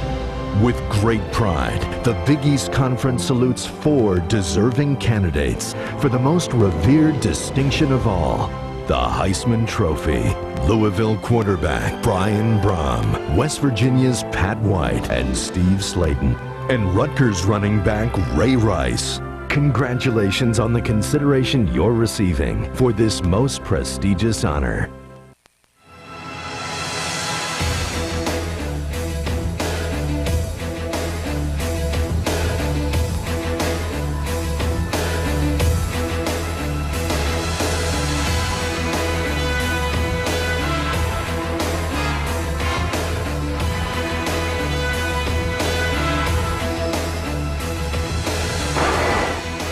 Welcome back, everybody. We're in the Carrier Dome at Syracuse, New York. 13th ranked Mountaineers have a 31-7 halftime lead, and they get the ball to start the second half. On with John Congemi at Syracuse. I'm Dave Sims. Patrick Shadle, the native of Morgantown, West Virginia, going to kick it off for the Orange. And here we go. Sidewinding kick taken by Jock Sanders. Big collisions down there, maybe a face mask, and I don't see there is a penalty flag coming in. There's a face mask, a 24-yard return. And that penalty, I believe, is going to go against Syracuse. A return to the 40-yard line. Personal foul. Face mask. On the kicking team. 15-yard penalty. First down. Not the start the Orange is looking for. Mike Owen called for the penalty. Patrick White, again, John, putting up some numbers. Yeah, it's showing no effect of that thigh bruise he suffered last week at South Florida in that loss. 125 passing yards, 10 of 12. He's done an efficient job through the air, but you can't really stop him on the ground, especially when he breaks contain on the edge. Speed differential shows itself play after play.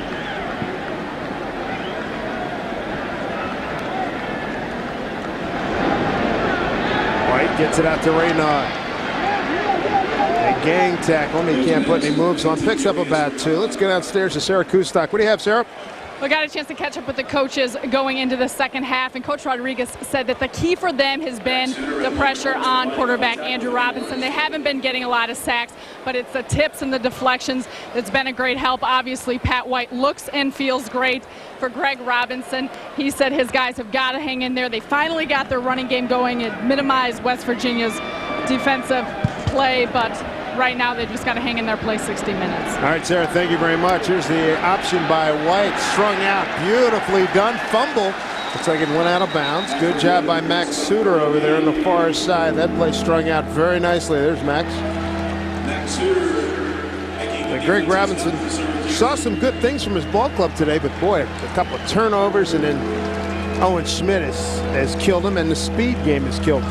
Well, they've given him instant field position here, and as you said, Dave, Max Suter doing a nice job coming up and preventing a bad play to get worse. Pat White stopped on the edge. Suter has a helmet issue. 3rd down and 6. Screen, far side, Slayton, 1st down. Inside the 35 to the 33-yard line, Nick Chestnut took the blow. 9 yards on the gain. He does stop Slayton, though. Dave, even when you get West Virginia to the short side of the field, they still have enough speed to break that initial tackle or make one guy miss or run by one person and get enough yards for the 1st down. They do a good job of blocking downfield for Slayton through the wideouts. Bottom of the screen, Wes Long, a 6'8" sophomore from North Braddock, Pennsylvania, end around. Make that up the middle. Check that up the middle with Slayton brought down by Joe Fields, number 5, a gain of 6. So they're ripping off just huge chunks of yardage. Yeah, and they're not helping their cause, are the Orange, by starting on a short field. They get a special teams penalty and a big return. Now West Virginia inside the Orange 30-yard line.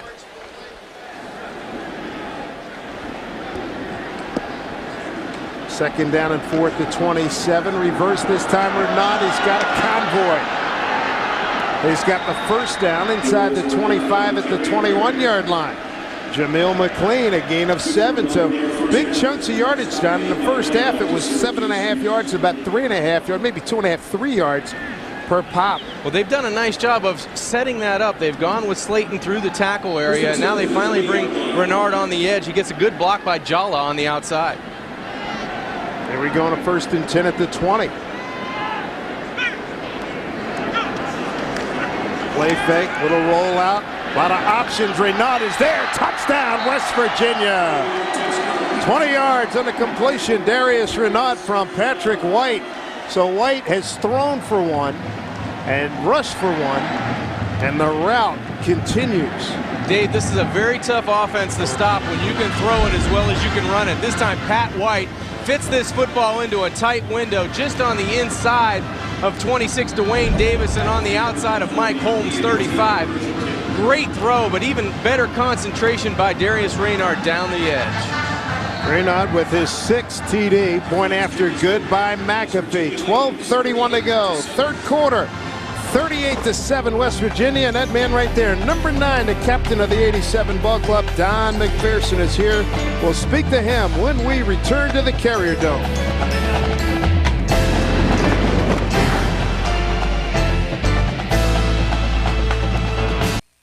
Back here at Syracuse, the 13th ranked West Virginia Mountaineers pouring it on Syracuse 38-7 early here in the 3rd quarter. A 6-play, 54-yard drive in 2:29. That was the opening drive of the second half. They had a 40-yard kickoff return plus a face mask penalty, and then Renard with the TD catch. And that is his 6th. Squib it downfield. And here comes the Orange, 25-30. 35-yard line, so they'll at least have good starting position. It's Legends Day here at Syracuse, and we are proud and pleased to welcome in our friend Don McPherson, who's the captain of the 87 unbeaten team here at Syracuse. You had my Heisman vote, big fella. I appreciate good to have you here. And what's it like getting back with all the fellas again? You know, we lost a couple of guys along the way, Tim Byrne, Pat Kelly, and Chris Ingram, who passed away in the last few years. And the guys who came together, we talk about those guys a lot because they were such a part of not just an 87 team, but a family of players that were together and a part of a special time in our lives. They go deep middle. First down, West Virginia's territory. And Taj Smith, take us back to that year in 87. Did you think you had a team that was capable of going undefeated? You know, I watched these players today for Syracuse, and they're a lot like we were in 1986. Lots of talent on the field, but something's missing. It's a spark. It's communication. There's something missing, and that team in 87 was like that. You think about the guys on that team, Darryl Johnston, Pat Kelly, Robert Drummond, you know, the guys who made that team what it was, made it special, were great ball players who spent a lot of time in the NFL. So lots of talent on the team, and we just put it together at the right time. There's Brinkley. Oh, he took some punishment there, gain of about a yard. Let's take you back to the last game of the year in 87 against West Virginia. Yeah. And what do you remember about the circumstances in this game? You know, the best part about this game was that ESPN only picked up the last drive, so the rest of the country saw this. And then this. And then going for 2. And it was, you know, someone asked me about this earlier. This is such a physical game. You put your heart out there. You want to go for it all when you have that opportunity. Major Harris, good ball club.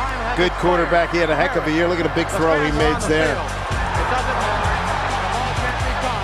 You guys come away with a 1-point win as Robinson scrambles, kicks up a couple of yards. Tell the folks what you're doing these days. Just started a new company called the Hopewell Group with a friend of mine named Steve DeSalvo, who we're doing some philanthropic advisement, advising people who have family foundations and other kinds of foundations where they're doing community service, serving the greater good, and we're trying to help them help them ramp up what they do professionally, and help them do a better job of serving the community and serving the greater good. Mac, you talk about coming back and being with guys and that, but it also must make it that much more special to see your old coach and have the guys go out last night and tell old stories, and everybody's trying to imitate him and what he said back then. That's got to be special for you. It really is. And you saw it right when you graduated, all of a sudden he becomes a friend and not just a coach. And now 20 years out, he's a peer. And last night he showed up and the entire room went into their favorite Coach Mac stories, Coach Mac imitations.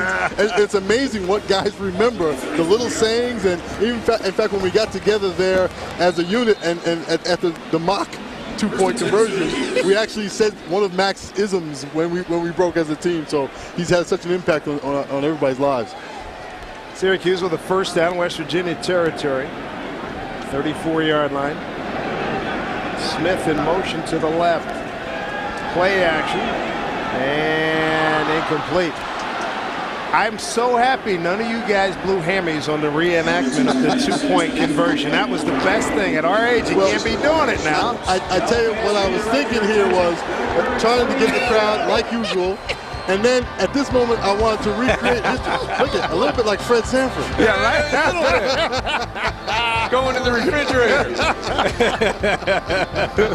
Yeah, you know, it's like that time has passed. That's exactly right. Walk up to the ball and tap it in. That's yeah. right. It's good. Somebody asked me how I was going to run option in Italian shoes. I said, now you know how I'm living. Yeah, right. Tackle for a loss. As West Virginia's defense, Quentin Andrews, the boundary safety, did a job. Quentin Andrews makes a heck of a play. If you talked with Coach Robinson to get a feel for where he's taking his program? Yeah, you know, I think, you know, he's at that point where they're struggling, and if you spend any time talking to Coach Robinson, he's an extraordinarily optimistic guy. And I think that at this point, that's what he's hanging his hat on. He's gonna will these guys through this time and the program through this time, and has that belief that he can get it turned around. And everybody, we've all been through these types of deals too. 3rd and 14.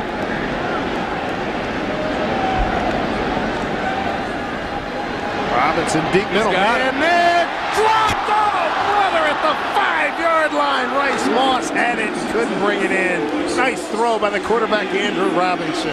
He throws a deep middle ball very nicely. He really does. It's what I said a moment ago. You have guys running in space. You have guys open. There's a possibility for plays. Great protection on this play. He puts the ball right where it has to be, over the linebacker. You know, that's how close it is, and that's how close it is with this program. They are just a few fingertip plays away. You know, and way back when it was the McPhersons, now it might be the Robinson connection. Yeah, you know, going forward for the Orange. That's exactly right. And he's wearing that number 9. That's yeah. Rob Long's going to punt it. By the way, I enjoyed your performance. I know, a year or two ago. I've seen you a couple times since, but I got to say, on our audience, you were great on Oprah a couple of years ago. Oh, thank you. I mean, that's big time. You go on this Oprah show, and she shows you some love. That's not bad. Donnie, all the best. We got to take a break. Don McPherson, our guest here. We'll be back with more here at the Carrier Dome. West Virginia, big, 38-7. Good-looking day here in central New York. As we are inside the Carrier Dome, beautiful early fall day here. Bright sunshine temperature. Up in the 80s, Dave Sims, John Kingemi, and Syracuse stock with you. All West Virginia. That man right there, Owen Schmidt, has had quite a day. Couple touchdowns. He's got a long punt on a quick kick. And a fine afternoon. White gives it to Schmidt. It opens up. I'll tell you what. You need some help to tackle. He ran through Jake Flaherty, who held on for dear life, a gain of 5. I mean, Dave, that's a big body coming right at you and coming downhill most of the time. Jameel McClain and Flaherty did their job to try to stuff that hole, but it's only after 5 yards. Schmidt carrying 260 pounds. Flaherty just 228. As they say, you do the math. 5 carries, 32 yards, and 2 touchdowns for Owen Schmidt. Home run ball, laying it up for Slayton. Makes an adjustment, can't come up with it. He had Joe Fields beaten for about 3 steps, but White got too much air, John. It was a stop-and-go route to the short side, and Pat White must know he has to get rid of this football just a hair earlier because you cannot throw the football far enough for this speed. He has to idle down and try to make a tough catch, and that brings Joe Fields back into the play, and he does just enough to get in the vision of Steve Slayton, who's not a receiver by trade. He's a running back, so a tougher catch. 3rd down and 5, 16-yard line. Option, wow. Wow, Patrick White, what leg problem? 1st down, West Virginia. 27 yards on the run, finally brought down by Jameel McClain. Goodness gracious. Looks like Pat White may be coming out of the game after the play. Might have fell on the football, but what an effort. McClain gets him from behind, but not after a big gain, and Pat White is down in the middle of the field. Hopefully he just got the wind knocked out of him. They don't lose a ton when they bring in the backup Jared Brown. Brown may be, according to Richie Rodriguez, the best thrower in the program. White today has done serious damage to Syracuse. 14 carries, 89 yards, and a touchdown. Looked like White may have fell on the football or something up by his chest or his chin area because he had a lot of bodies in traffic, and you can see him taking a look underneath the shoulder pads. Maybe it's a problem with a shoulder blade, but it looked like he had a couple bodies, Dave, right on top of him at the end of the play. You see the tackle from behind by McClain trying to strip the football. There's a hand around the mask. And the 2 guys, Fields and McClain, yeah, that's a lot of weight. And if he gets the right angle, it can really be painful. He's averaging 6.3 yards per touch. And that is some work there. That might have been that shoulder, too, because Fields and McClain came right on him. Tough kid, as we know. Left the game last week with a bruised thigh. We're back with more coming up right after this. A lot of cause for concern on the sideline of West Virginia and back in the state of West Virginia with Patrick White on the bench as they're looking. It appears to be a collarbone area, and his replacement is taking the field now. Jared Brown, a sophomore from West Palm Beach, Florida. Reverse. Divine's got it. He's got blazing speed. Outran his coverage and picks up 8 yards on the play. So Jared Brown, first career start a year ago against Rutgers, led them to a win. 60% completion. There's his numbers. His athletic coaching education, 62%. Completion rate. He rushes at almost 6 yards a carry himself. Big guy at 6'4".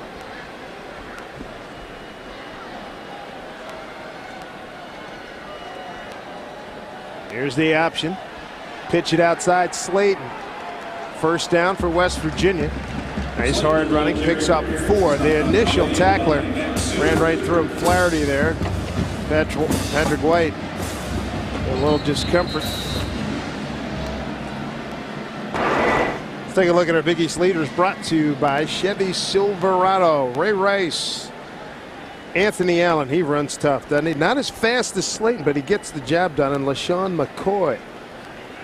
Yeah, the freshman from Pittsburgh on offense, really their only bright spot, but Anthony Allen has done a good job of picking up the pace for Louisville. The problem that they're having is on defense. They can't stop anybody. And we'll get to see Ray Rice next week right here. Ray Rice and the Rutgers Scarlet Knights, they take on Cincinnati tonight. That game in New Jersey, and I'm sure the house will be rocking down there. That was Vincenzo Geruzzi out of Utica, New York, 50-year player. Slayton, 12 for 57. They've used them as much today as a decoy, as Owen Schmidt's been rampaging through the Syracuse defensive unit. Yeah, really the same numbers he had against USF. He was 13 of 54 last week. Well, hopefully there's no break over there on the sideline for Patrick White. 1st and 10, Syracuse 45.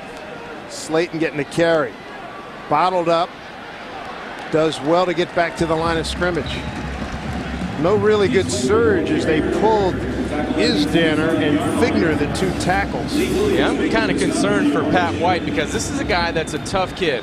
and he can play through injury, and he's proven that coming back from last week of that thigh injury to today. And for him to come out of this football game, it'd have to be pretty severe for him to stay on the sidelines, and it has to be something to do with his collarbone.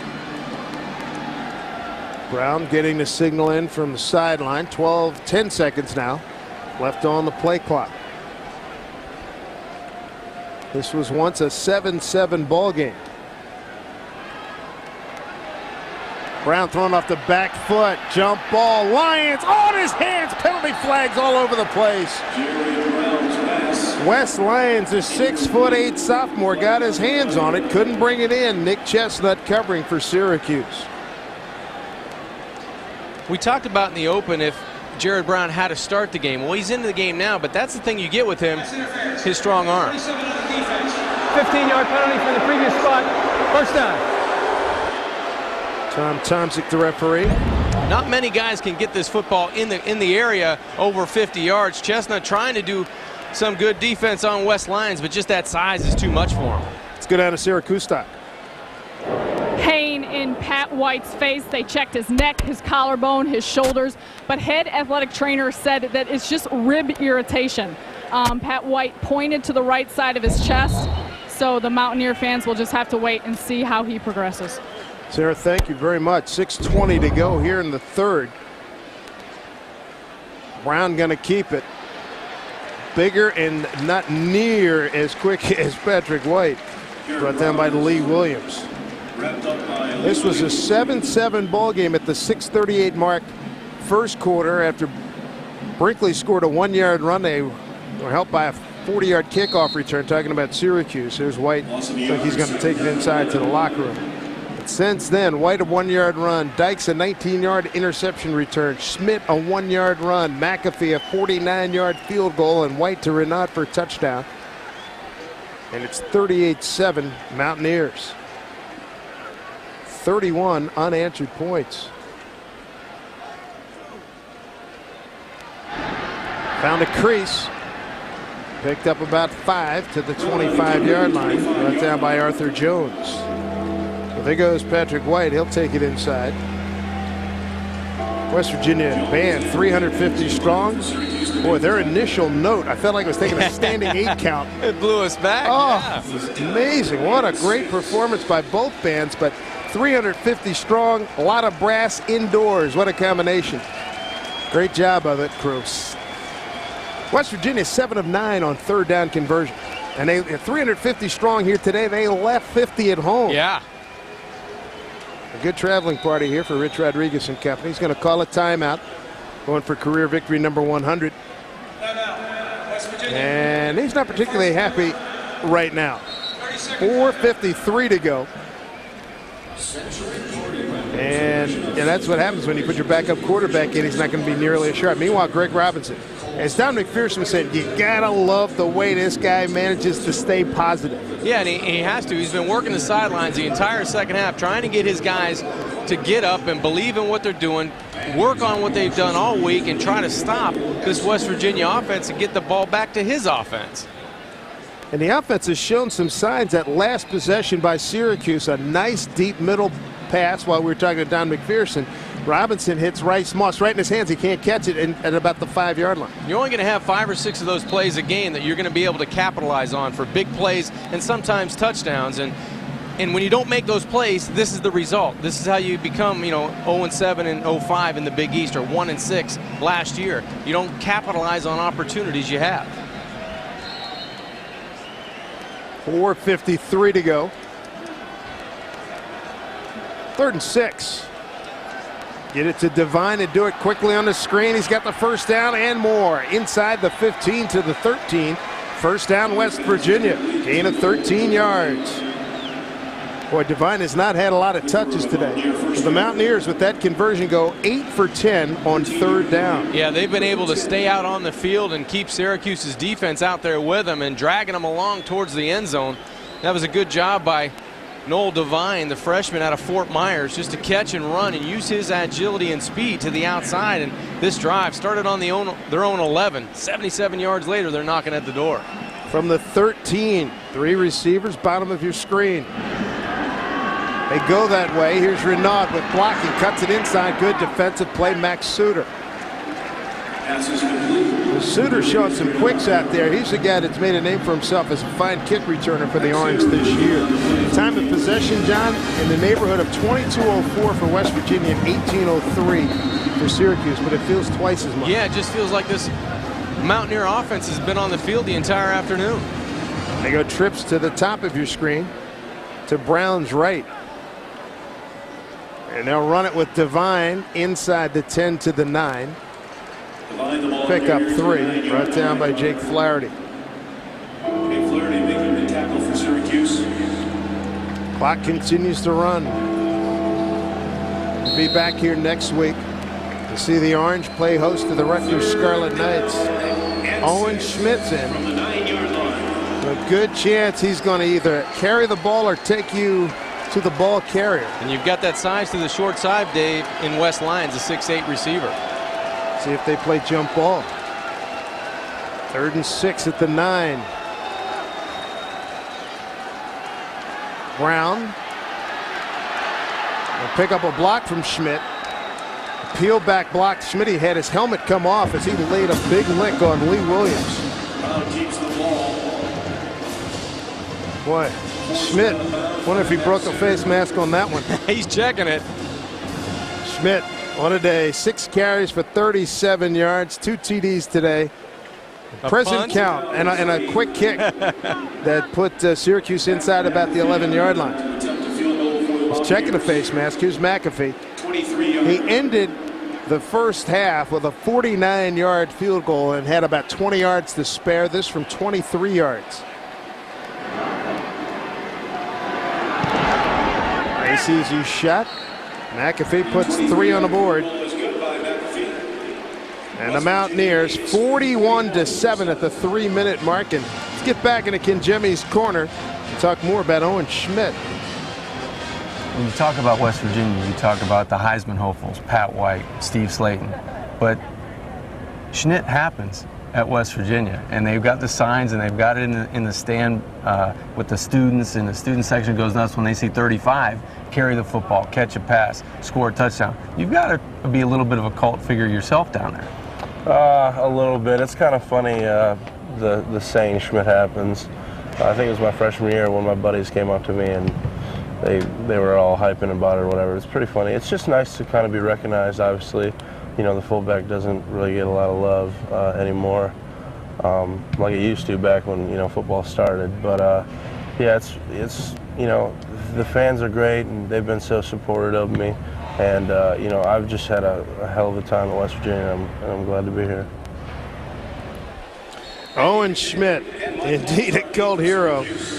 Morgantown, West Virginia. Got a battle scar on his bottom lip there, a little cut on his lip. No worse for wear, tough guy. He's just a versatile player, Dave. He can do everything. Yeah, I tell you what, he'll be playing on Sunday somewhere. Oh, that's even more trouble for Syracuse. Did he touch that? The question was, did he touch it?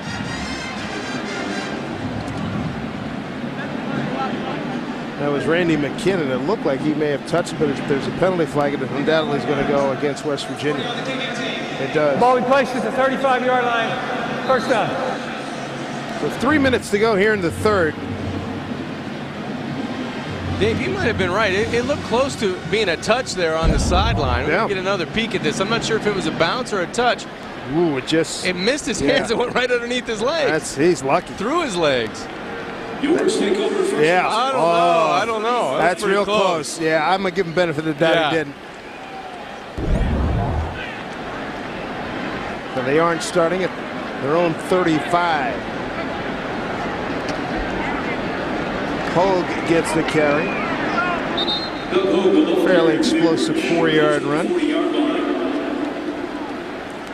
Vince, don't forget to check out the Liberty Mutual Coach of the Year. Here's more on how to vote for your favorite coach.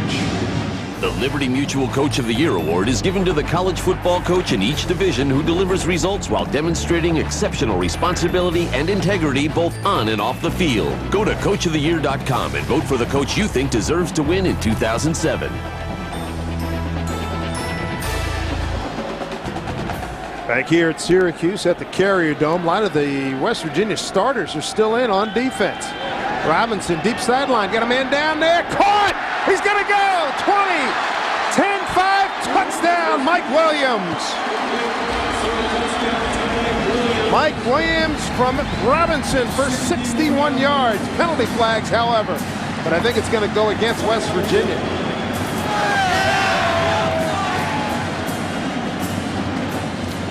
Not a bad throw. No. He had Johnny Dingle on his lap. Pass interference.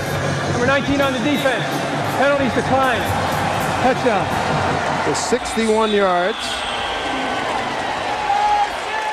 Play stands a 61-yard touchdown. The playmaker, one of the guys on the outside, Mike Williams, makes a great adjustment to the football, fights through the interference call of Vaughn Rivers, and gets that 61-yard touchdown reception. Here's Shadle for the point after. John Parker is the holder. Well, something positive for the Orange to take out of this game. Snap placement. And Shadle completes it. Not bad. 2 plays, 65 yards in just 50 seconds for the Orange. For Williams, going to be his 8th touchdown pass. And Williams his 4th TD catch. Well, you like the toughness and the determination of Andrew Robinson. He stays in the pocket. He's able to find his playmaker in Mike Williams, the sophomore. And he goes 61 yards for the touchdown. A tough play from quarterback and receiver, fighting through the interference by Vaughn Rivers. And a nice job by Andrew Robinson getting himself off the deck. He's had some bad breaks today, Dave, with tip passes for interceptions. That one goes for a touchdown. That ends a string of 34 unanswered points by the Mountaineers. So if they can recruit a hammer type or a multifaceted type of running back next year to go with Robinson and these 2 outside receivers. Yeah, and maybe they get Carter back, you know. Yeah. Devine, Rivers, and Sanders back deep to receive the Patrick Shadle kick. Well, let's see what happens here with Shadle on the kickoff, native of Morgantown. I'm sure he's seeing a lot of familiar faces out here. There he comes. It's going to go to Darius Raynaud. They're going to do the reverse, fake the reverse. Trying to get outside contain, and a good play. Noel Devine on the carry, and a fine tackling play on the far side. Good job for Syracuse, and that was Damon Murkison. The big-time players, Williams and Smith, just 4 catches today. Taj Smith has not had an opportunity to really bust one open yet. Yeah, and the difference between today and the last 2 weeks, each of them had 10 catches over the last 2 weeks. Smith for 254 and Williams for 180. Both had 2 scores over the last 2 games, so they've been quiet today, but that time Mike Williams makes some noise on the 61-yarder. Just joining us, Patrick White had to leave the game with, we're told, it's a rib injury, so Jared Brown, his replacement's in there. Runs for 4 yards on that play, brought down by Jamil McLean with help from Vincenzo Deruzzi. Jake Flaherty making the tackle for Syracuse. Clock running down. Second down and 6 coming up. Mountaineers will be in no hurry now.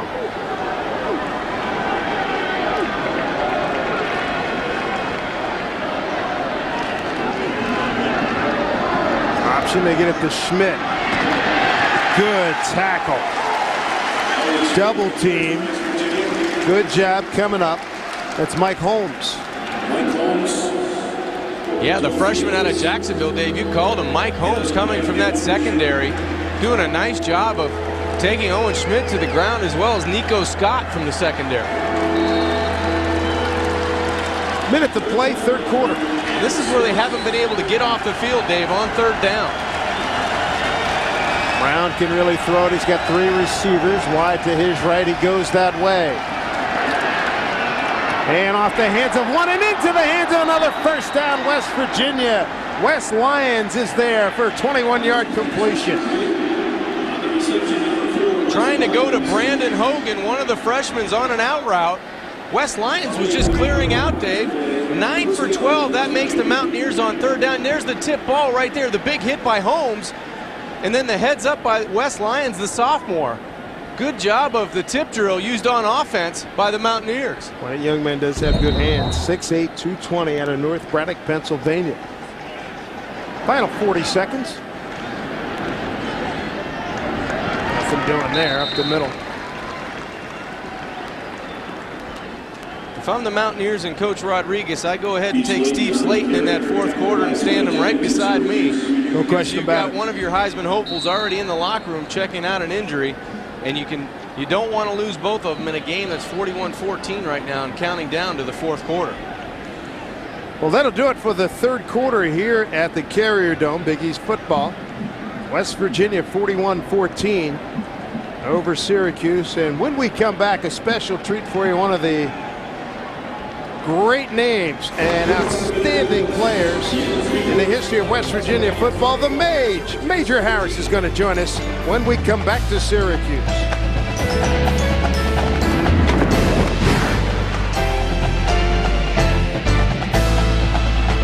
Started the fourth quarter here at Syracuse, the Big East Football Conference game of the week. Dave Sims, Jack and Jimmy at Syracuse Stock and Company. 41-14, West Virginia, the 13th ranked team in the country. Pretty good bounce back from last week's loss at South Florida. Who just joining us, Patrick White, rib injury. Out of the game, here's Owen Schmidt. Drew a big crowd that time. Got maybe a yard and a half tops, brought down by Nick Santiago. Just feel like, Dave, in this game at 41-14, this Syracuse defense has been on the field the entire football game, and the Syracuse offense, when they've had their opportunities, they have not been able to convert on third down. They haven't been able to get the big play. West Virginia's run up close to 408 yards total offense to 166. Here's a screen. Slayton, first down, and more. Slayton with the acceleration, and Joe Fields angles him out of bounds. Big play. I'm still stunned that Slayton's in the game. Penalty flag on the play, though.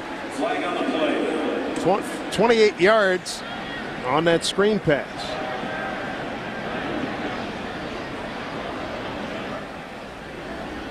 Legal block in the back. Number 79 on the offense. 10-yard penalty for spot on the flag. Remains third down.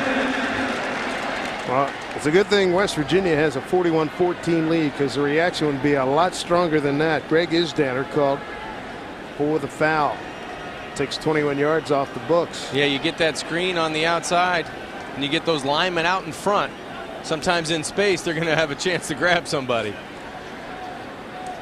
Greg Isdaner, one of many Philadelphia area players for both teams. Gladwin, Pennsylvania, Episcopal Academy, out on City Line Avenue.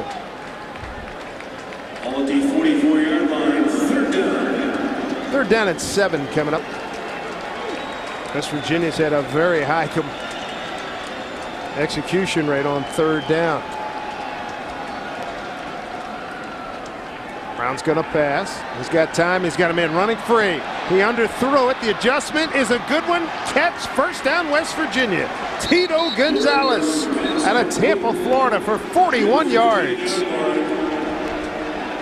Gonzalez had beaten contained by 5 or 6 yards, John. And Brown could have really let that one go. He really must have a cannon for an arm, because he waited an awful long time to throw this football. And as you said, Gonzalez had the cornerback Nick Chestnut beat by about 5 or 6 yards early on the play, but Jared Brown didn't find him till late. He goes up, and what a great example by a wide receiver to going up and get the football at its highest point and fighting it coming down with the reception. Nick Chestnut's the injured player. Meanwhile, West Virginia 10 of 13 on third down. Hello. Yeah, it'll win a lot of football games doing that. So Nick Chestnut, in just his 8th start, he got beat on a long corner pattern last week at Miami. Set up a touchdown. Junior from Houston, Texas, Cypress Ridge High School.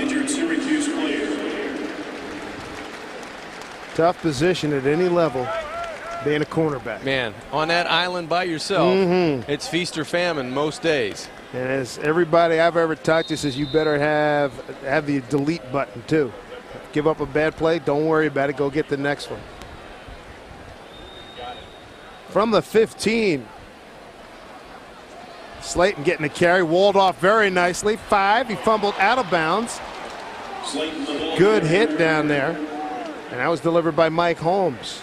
That's about the 4th or 5th time we've seen, Dave, Mike Holmes come from the secondary and either make a big play or a big hit. He's done a nice job for the freshman out of Jacksonville, Florida. You see Slayton going to the short side of the field. Watch it, the hit from the inside out. Good, solid tackle and hit by Mike Holmes.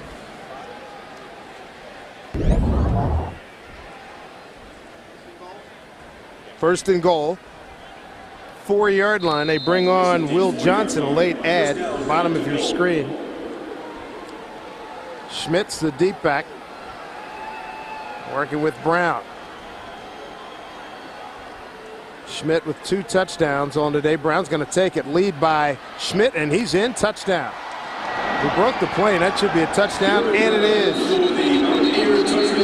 So Jared Brown with a rushing touchdown. They have 3 rushing touchdowns last year. The numbers just keep piling up in favor of West Virginia. We're going to get a good look here, Dave, to see if he broke the plane. Good read, good run read by the quarterback. He runs over Mike Brown on that time, and he was clearly into the end zone when the ball came out. Good job by the 6'4" sophomore out of West Palm Beach, Florida. Some juggernaut, huh? If you're hearing the jingle of car keys in the background, it's not an audio illusion. Folks are starting to bail here at the Carrier Dome. Extra points good. It's 48-14, West Virginia. Well, you can understand why Steve Slayton and the Mountaineers have gone into the relax zone with a 34-point lead here with just early on here in the 4th quarter. Dave Sims, John Kajemi, and Syracuse stock on hand here. The announced crowd, 35,345. Significant portion of those folks, Syracuse fans, have left.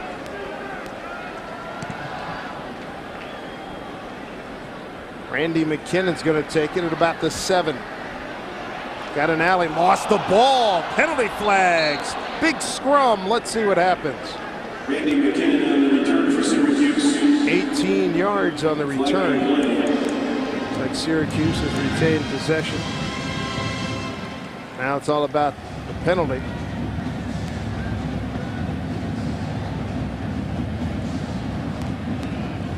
Illegal block in the back. Number 85 on the return team. 10 yards from the spot of the foul. First down. So Josh Arrington. Maybe it was Mike Owen. Mike Owen. Here's a shot of it, Dave. We'll see if we can get a peek at it. The one on the right. Is that it?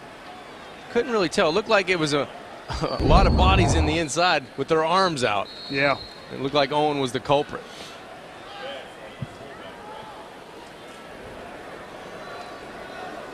Andrew Robinson still in there at quarterback. A run, Hogue. Oh, brother, what a hit. They got to the line of scrimmage and got stoned.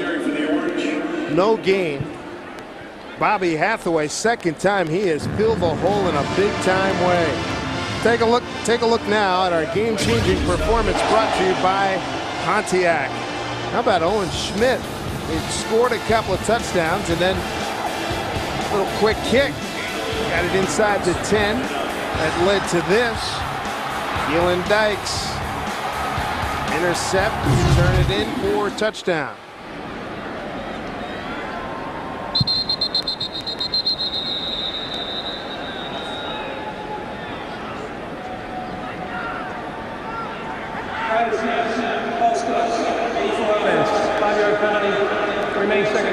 Syracuse marching in reverse.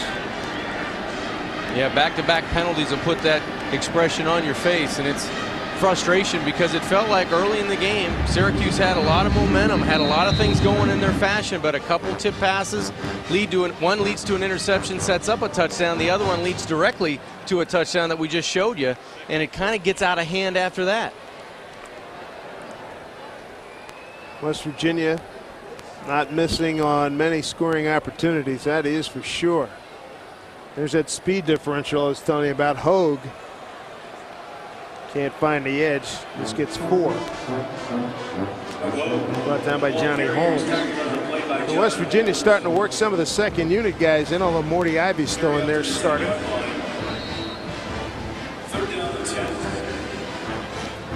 No. Actually, they still have a lot of starters in there. Beg your pardon. Magro's still in there, and Dingle, Dykes, although Langster's at a corner, and Allen is a DB. 3rd down and 10 from the 10.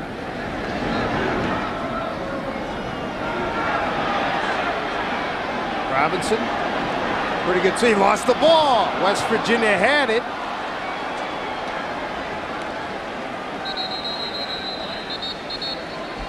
Mountaineers have recovered.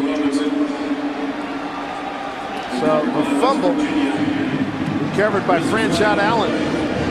Allen a backup free safety. And Andrew Robinson, Dave, just trying to make a play on 3rd down, 3rd and long.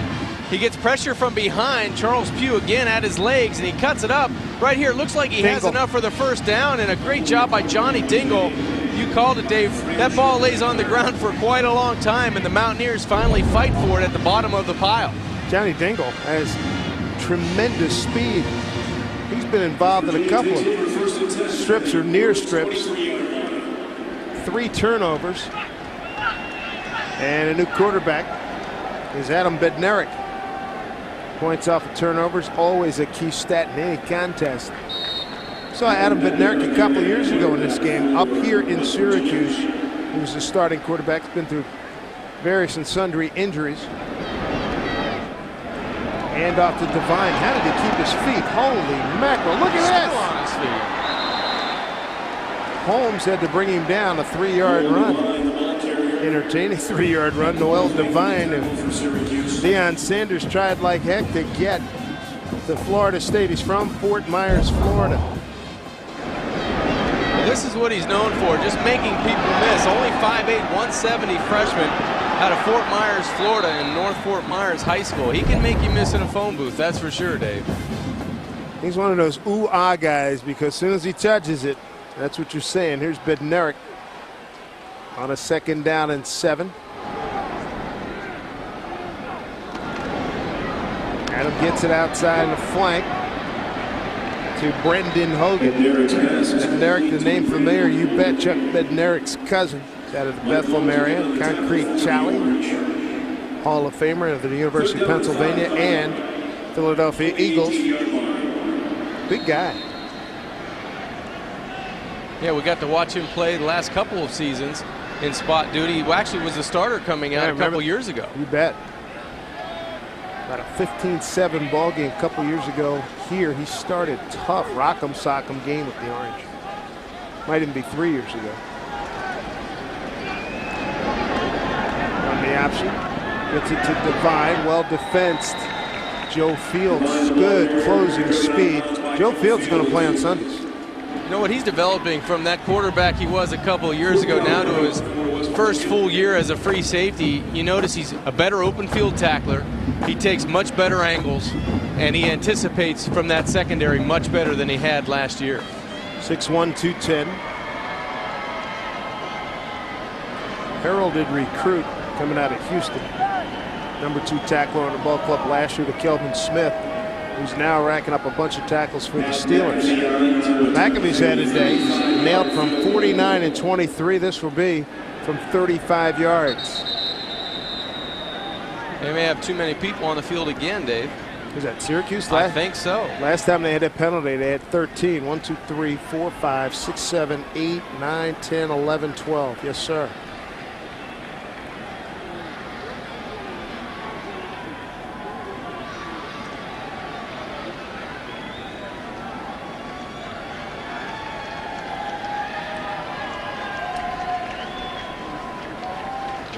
Legal substitution on the defense. 5-yard penalty. Remains 4th down. I'm not sure if that's close to a 1st down now, Dave. It was 4th and about leave him just 5 shy. and a half, maybe. They're certainly thinking about it. McAfee just left. Here comes Bednarik in the offensive unit. Yeah. Going to leave him fourth and oh, geez. About a half yard. Tops. Length of the ball, if that. Oh goodness, it's right on it. It's like it's a couple 3 inches. So the Mountaineers going to go for it. We're just under 10 minutes here in the fourth quarter. In a steadily emptying Carrier Dome. And West Virginia going to take a timeout. 30 seconds timeout.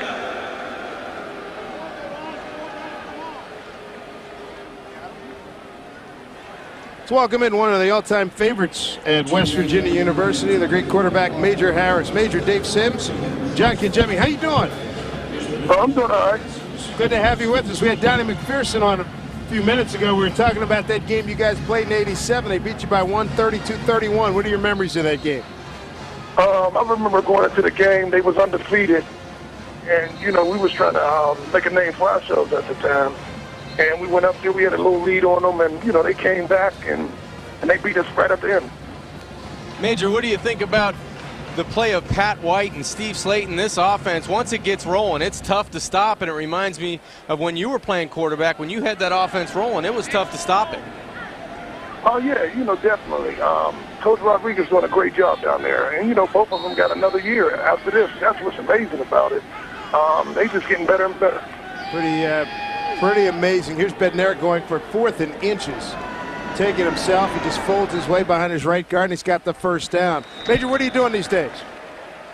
Well, I'm back home in Pittsburgh. I'm coaching up at my high school, and I'm doing a little arena ball coaching last year up in New Jersey. So I'm just kind of taking it easy. Good for you. Good for you. Got anybody? You teaching them some of the old Mage's tricks? Oh, no, they handling it on their own. Well, you're a good guy to have there, because I'm doing the same thing back at home at my high school at St. Thomas Aquinas, and it's good to pass along stuff and be there to help out the guys, the next guys that are going to be, have a chance to take it behind center at West Virginia or a place like Syracuse. Definitely. Major Harris. Major, we appreciate you joining us, man. Good luck to you at Pittsburgh and coaching in high school, and I know you'll be following the Mountaineers. Thank you very much. Anytime. You bet. Thanks, mate. Major Harris joining us, one of the great names in West Virginia football. Owen Schmidt's name certainly going there. Pat White on the right. Rib injury. And he's done for the day, and hopefully he will be able to get rehabbed and be back for next week. Jock Sanders. And Ed Collington, there's Sanders, and he is in for a touchdown. So Sanders, another speedy guy. Freshman from St. Petersburg, Florida, his 5th carry, his first touchdown. And the Mountaineers got it to 54 on an 11-yard run. Well, Coach Rodriguez says this freshman class probably is the most athletic they've ever had when you take into running back Devine, and there you go, you see Sanders sneak in with that speed, and Hogan at the slot, and Johnson at the wide receiver spot. They've got playmakers, and they're all young, as well as that offensive line. This is a young football team when you consider that Pat White and Steve Slayton are still underclassmen. New kicker for the Mountaineers, and he does a nice job. Chris Glenn to knock it through. 8:42 to go here in the fourth quarter. It's all West Virginia, 55-14.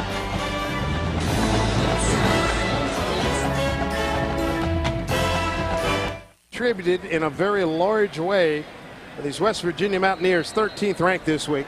And they put up a big number on Syracuse. They're going to take home the Schwartzwalder Cup. Pat White, solid numbers this afternoon. 6 plays, 23 yards on that last scoring drive, an 11-yard run by Sanders. There's Ryan Howard on a return. Bottled up, stayed alive, and wound up losing yardage. They're going to give him forward progress to the 18-yard line. Good coverage. Emery down there on the top, and the tackle, Andy Emery. Let's take a look at our Liberty Mutual play of the game, and here's Pat White. An easy saunter to his right. That made it 14-7. And White, 14 carries, 89 yards, and a touchdown on the afternoon. He passed 12 for 15, 148, and a touchdown before suffering a rib injury early on in the fourth quarter. Yeah, and on that drive, he had 66 total yards. Here's Robinson throwing short and dropped. They're going to call a fumble. They're going to call it incomplete. Sophia Meta dropped it. Here's a look at how Patrick White suffered an injury. It was a good play, too, a productive play. He kept it alive and probably kept himself at an opportunity to get hurt there. You see him getting pushed down from behind by McLean, and then Fields on top. And Pat White is a tough young man. He's a tough quarterback, and he's not going to come out of the game unless he's hurt. And he's definitely hurt. Maybe his rib cage injury or a chest injury or collarbone injury, something in his chest, but he was in bad shape. Little issue right here on ball handling for the Orange inside the 5 as Brinkley recovers. It went through Robinson's hand. And you can see the frustration in the body language of the Orange players. Understood if you're trailing by 41 points with 8 minutes to go. Snap by Jim McKenzie at the center. Yeah, not a good one, and luckily enough for the Orange, they get on it, but they keep retreating on back-to-back series closer to their own goal line. 3rd down and 27 at their own 3-yard line, and not much has gone right. Only scoring for the Orange. Brinkley a 1-yard run back at the 6:38 mark of the first. It tied at 7. And then Robinson to Mike Williams for 61 yards to make it 41-14. 2:10 of the 3rd. Robinson going to run it out. Does well to move the pile to about the 11-yard line. Mark Negro was there. Gain of 8. Kind of a hopeless feeling for Andrew Robinson and Coach Robinson on the sidelines, because this game started, as we talked about earlier, it was a lot promising early, for the Orange. They did a lot of good things, but a couple tip passes, a couple breaks that go against you, and really the special teams of West Virginia did a good job early setting the tone, getting that field position where they didn't have to work very hard for their scores. This is where you want your clock operator, hey, could you get lost and lose a few minutes here? Rob Long, he got hit, and here comes a penalty flag, so Syracuse is going to get the ball. The major penalty, 32 yards on the kick. Brendan Kearney used to wear that number. Kicker, number 15 on the defense, 15-yard penalty, 1st down. Charles Pugh. Called Charles Pugh's name in a few positive plays and a few negative plays today for the Mountaineers. Yeah, and the type of game this is at 55-14 with 6:41 left. You're trying to make another play just to get the attention in those meeting rooms and on those special team blocks, but that'll get the wrong kind of attention from Coach Rodriguez. Robinson 5 for 15, 100 yards, 1 touchdown, 2 picks.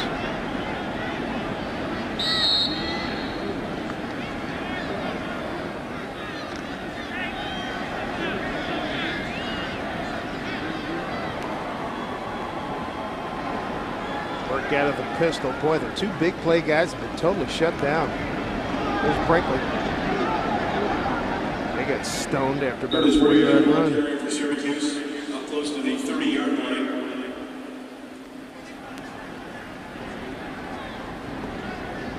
Yeah, Dave, it seemed like West Virginia was able to collapse the pocket, and Andrew Robinson never was able to feel comfortable in that pocket. It was always a rush or a sidestep or something where he had to force the football in, and it caused 2 early turnovers, both on tip passes, but one went for a touchdown to Keelan Dykes that really turned the tide of this game. Now they got to burn a timeout. 6:06 to go here in the 4th. West Virginia has 2 times out remaining. A long afternoon. And this has been more than a standing 8 count, John. This has been a flat knockout. Yeah. Let's go down to Syracuse stock. What do you have, Sarah? Thanks, Dave. Well, rewards are always a good motivator, right? The West Virginia defensive coaching staff offers 2 T-shirts if their defense plays up to par, a 3-and-out shirt. If the defense gets 6 or more 3-and-outs throughout a game, they get this with Dominate on the back, and then a SWAT T-shirt, Attack the Ball, if they get 75% or better stops on 3rd down. And you can see these shirts are a little big on these girls, but folks in Morgantown, I think you can expect to see some guys that fill out the shirts a little bit better running around in Morgantown this week coming up. They could be some popular items. They may run out of shirts this week, Dave. Yeah. Reprint. It's a good problem to have if you're a Mountaineer.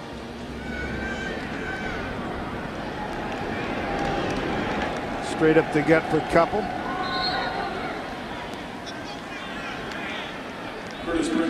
Johnny Holmes makes the stop. In our conversations with the West Virginia staff, particularly Jeff Castile, the D coordinator, said, Jeff, you're ranked 109 last year. What are you going to do about it? He said, believe me, we've heard about it. We know about it. We're beating the kids up on it. Well, they've vastly improved it. They've done a great job in turning it around, especially that pass defense, Dave. The Orange 3 for 10 on 3rd down. And doesn't look like they got it. They did not. They had to get across the 35 to the 36. Bobby Hathaway, another tackle. Bobby's had a good day coming in relief of Reed Williams. He's been around the football since he left the bench and onto the football field. He's done a nice job of shoring up the middle of that defense for the Mountaineers. Why not? 4th and 1.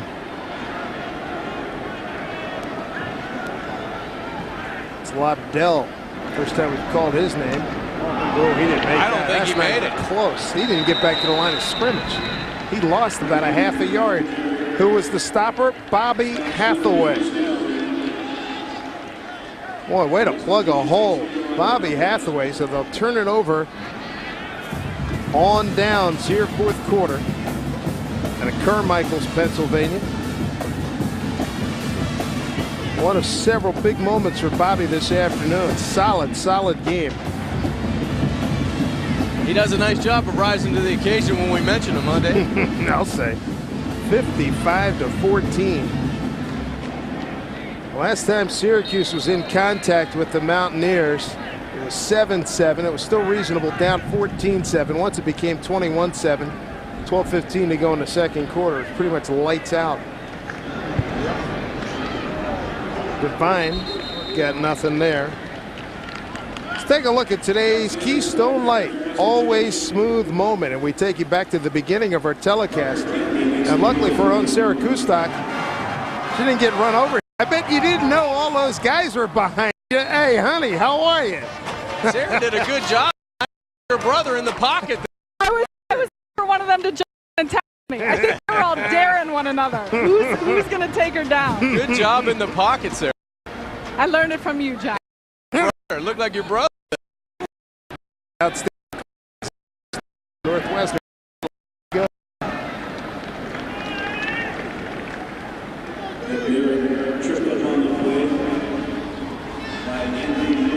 So Andrew Lewis on the tackle. Bednarik still in there at quarterback. Lewis making the tackle. But I think our spotter Brian Beecham for his work today, and Markel Harrison is in at quarterback. We saw him taking a lot of reps before the game. Russ Dillon on stats. Thank you, boys. Great job, guys. So Harrison trying to keep the play alive, and guess what? Not going to work. Lost about 5. Ben Maljevic, I believe that's the first time we've called his name.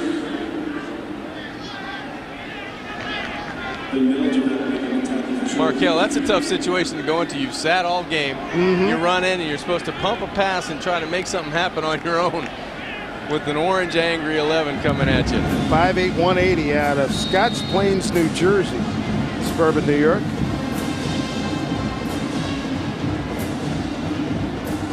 The senior getting a little action. Mountaineers just letting this time clock wind down, probably take the 5-yard penalty and then pooch it down close to the orange end zone.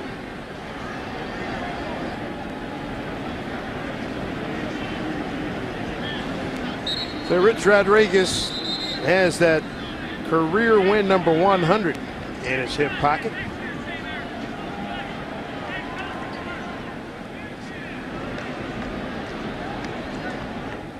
Delay on the offense. 5-yard penalty. Remains 4th down.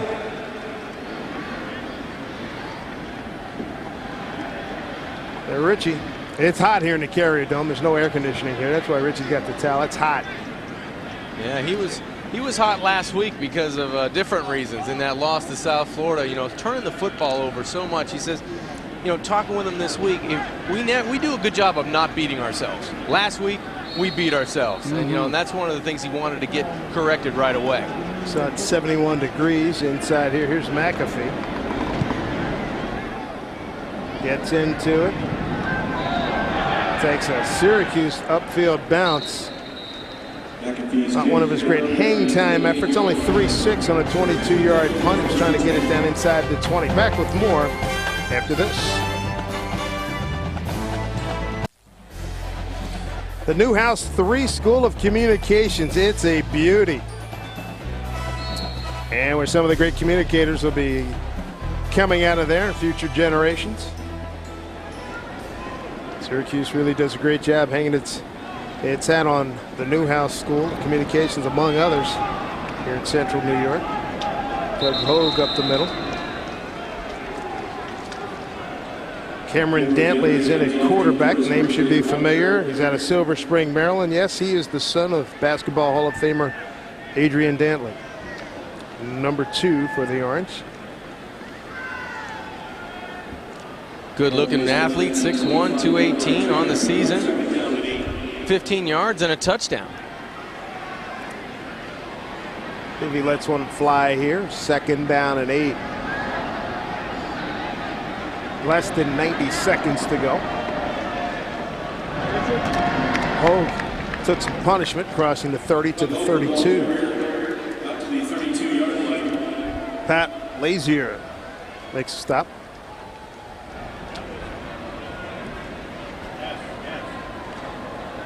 Good news, clock continues to run. Mountaineers looking ahead. They've got to get back on track. They did that today against Syracuse, coming back from that loss last week in a tough game on the road at South Florida. Their biggest worry right now is their quarterback, Pat White. Sure. Well, hopefully. They recovered from the thigh bruise. Obviously, the training staff did a great job to get him ready. I'll have to do it again. There's a pass out to Fiametta. And he picks up the 1st down. We take a look now at the Verizon Wireless MVP of the game.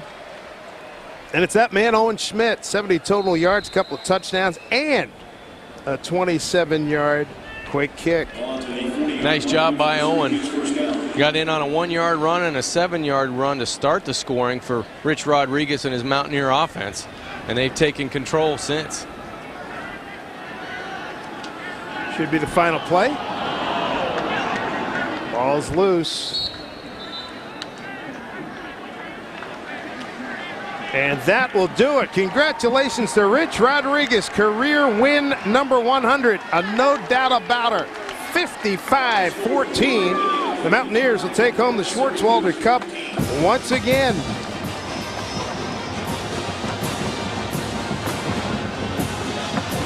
Six consecutive wins against the Syracuse Orange. The 9th win here for West Virginia in 26 outings.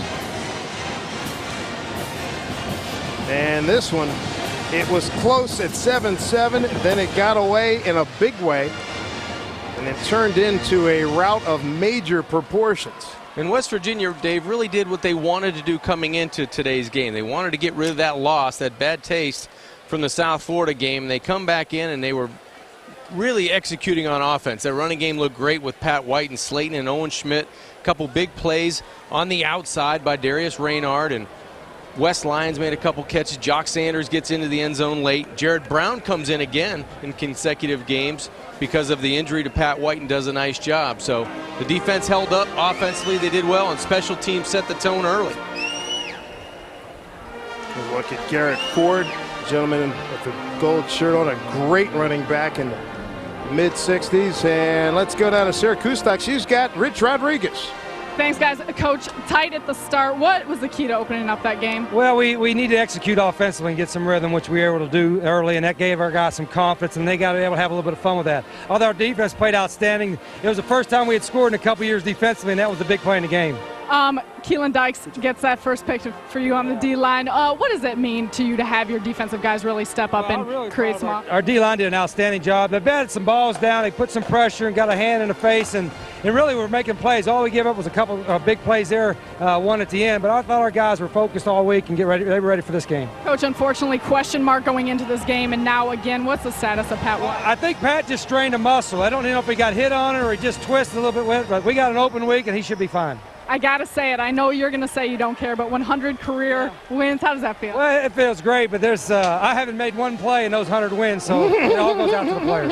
And last thing, next up for you is a bye week, so you got 2 weeks. What does that do to the state of your team? Well, we've had 6 games, I think, in 36 days, so it'll give us a chance to get a break a little bit, work on our fundamentals, and get ready for the last half of the season. All right, Coach, good luck. Dave, back up to you guys. All right, Sarah, thank you very much. Rich, thank you. Congratulations on win number 100. And this, the bye week is going to be huge because Pat White was able to recover and recover nicely in a week's time since the loss to South Florida. So he should be hopefully in fine shape when they tee it up again. Well, he's walking awful gingerly to that clubhouse, to the locker room, Pat White, and he looks like he's in pain. You know, It's one of those injuries where you know something's wrong and you don't know what it is, but you know you're hurting an awful lot. And this is the guy, this is a tough athlete. He can take a lot of pain, and he proved it coming out today playing with that thigh bruise. It looked like he didn't show any bad form from it, but this one looks like it hurts a little bit more. Let's go down to Sarah again. She's got Owen Schmidt. Thanks, guys. Our player of the game, Owen Schmidt, 2 rushing touchdowns. What do you think? I mean, Coach Rodriguez talked earlier this week about offensive execution and paying attention to detail. What was the difference today in this game? Oh, just execution. I mean, we came out there and, got things done. We did what we had to do. We kept the game plan pretty simple and just made sure we executed. We were told you could do it all, but I didn't know that you could kick, too. Yeah, that's a little play we put in just for obviously close situations to kind of throw them off guard. But I think I got gypped a little bit. I don't know if Darius touched it. Right now, 1-1 in the Big East. What did this win do for your team's confidence? Huge. I mean, coming off a bad loss last week and getting back on track to what we need to do. And it just, it brings us back. And it's a good, solid win for us. So, now we'll have our bye week, regroup, get healthy, and the rest of the season.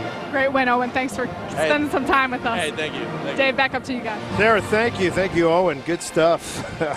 Owen Schmidt with a quick kick today. Boy, you don't expect a guy that a lot of guys would say he looks like a field house on legs. I mean, coming downhill. It does a great job. Fun kid, fun to watch. And he can punt now, so that's an added dimension to his game. But he'll be in store for another huge ovation when the Mountaineers go home. They don't tee it up again until the 20th of October against the Mississippi State Bulldogs, and in conference on the 27th at Rutgers. Back with more in a moment.